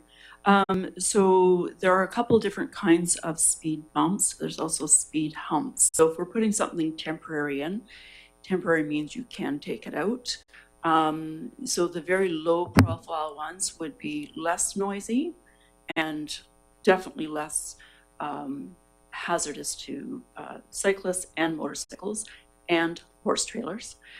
And I say that because this came up a number of years ago down in the corridor here as well. People were concerned about, putting something like that because people, like the CAO says, speed, including my neighborhood that's 40K. So everybody's in a hurry. We live on an island, but they're all in a hurry to get places. So the composition of the speed bump or slow, I think they call them slow bumps, I can't remember, but they're very low profile. They do the job. They're fantastic, and they can be removed. I don't think that they're too they don't interfere too much with snowplows. But having said that, we have a bylaw that says snow deposits between November 1st and May 1st. So there's your winter. So good idea to try a temporary for sure. Because then we're taking it out, and hopefully it's not precedent setting because we'll start seeing them everywhere. But certainly looking at the different models of them, I think, is key to this. Yeah, thank you. Mayor Little? Yeah, I don't want to reiterate what everybody has said. I agree. I think this is really necessary. I like the idea that it's a pilot project. And as the CEO said, the operators of the trucks can lift their blades if it does snow. It didn't snow at all last year up on the Bonne where I live. I'm not at this section, but upwards it didn't snow. So with the signage, they will know where to lift their blades. I don't see that this is going to be any deterrent, and I like the idea of trying something innovative for a change in response to community concerns. Thank you. Well, I think we've heard from Mr. Pyatt that he's had a look and he's suggesting the speed bumps. But I appreciate the motion because it gives some latitude for where to go next. When we talked about it at the Mayor's Tea, the speed bumps came up, but I think Mr. Pyatt's response was more or less the motion, which will actually the number of things to look at, including where the police. So I'm speaking in support of the motion. If there are no other comments, I'm just going to call the question. All in favor? That's been approved. Thank you. The other issue that I wanted to raise was just that one of the police, and maybe I can just ask Mr. Pyatt. We heard from Mark and Mary that when the RCMP come by, that speeds all drop for a stretch of time. So, Mr. Pyatt, can we let the RCMP know, or perhaps we've already notified them from the district, that that's one of the areas we want to have them keep an eye on? Absolutely. Thank you very much. The other question I had was about the road damage one. And we got that letter, the longer letter, longer letter. Yes, it was longer, but it had a longer list of signatures. And there was that issue of, I gather we have a bylaw that says if council deems that road damage was a result of heavy road use, we might direct, might direct limitations of extraordinary traffic. And so I just wondered if I think, Mr. Pyatt, you may be already working on this, but if it might be good to, what's the validity and reliability of this bylaw?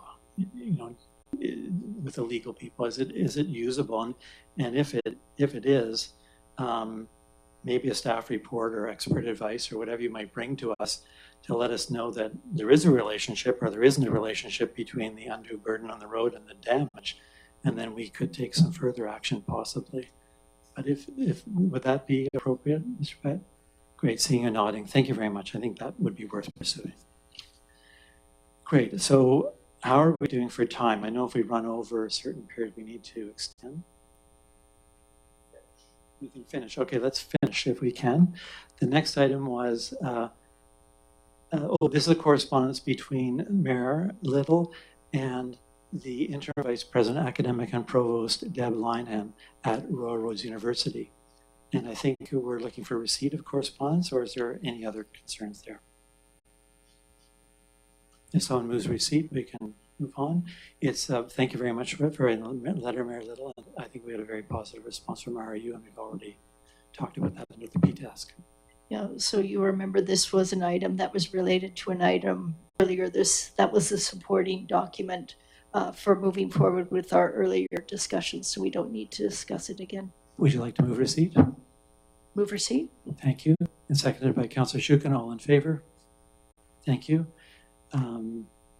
I think our last item on the agenda is a note from Mike Donald, the chair of the Peninsula and Area Agricultural Commission. There's some correspondence there, which is a little bit difficult to understand, but I'm not sure if there's any action required by council. And if not, maybe we can keep the discussion brief. Councillor Donaldson?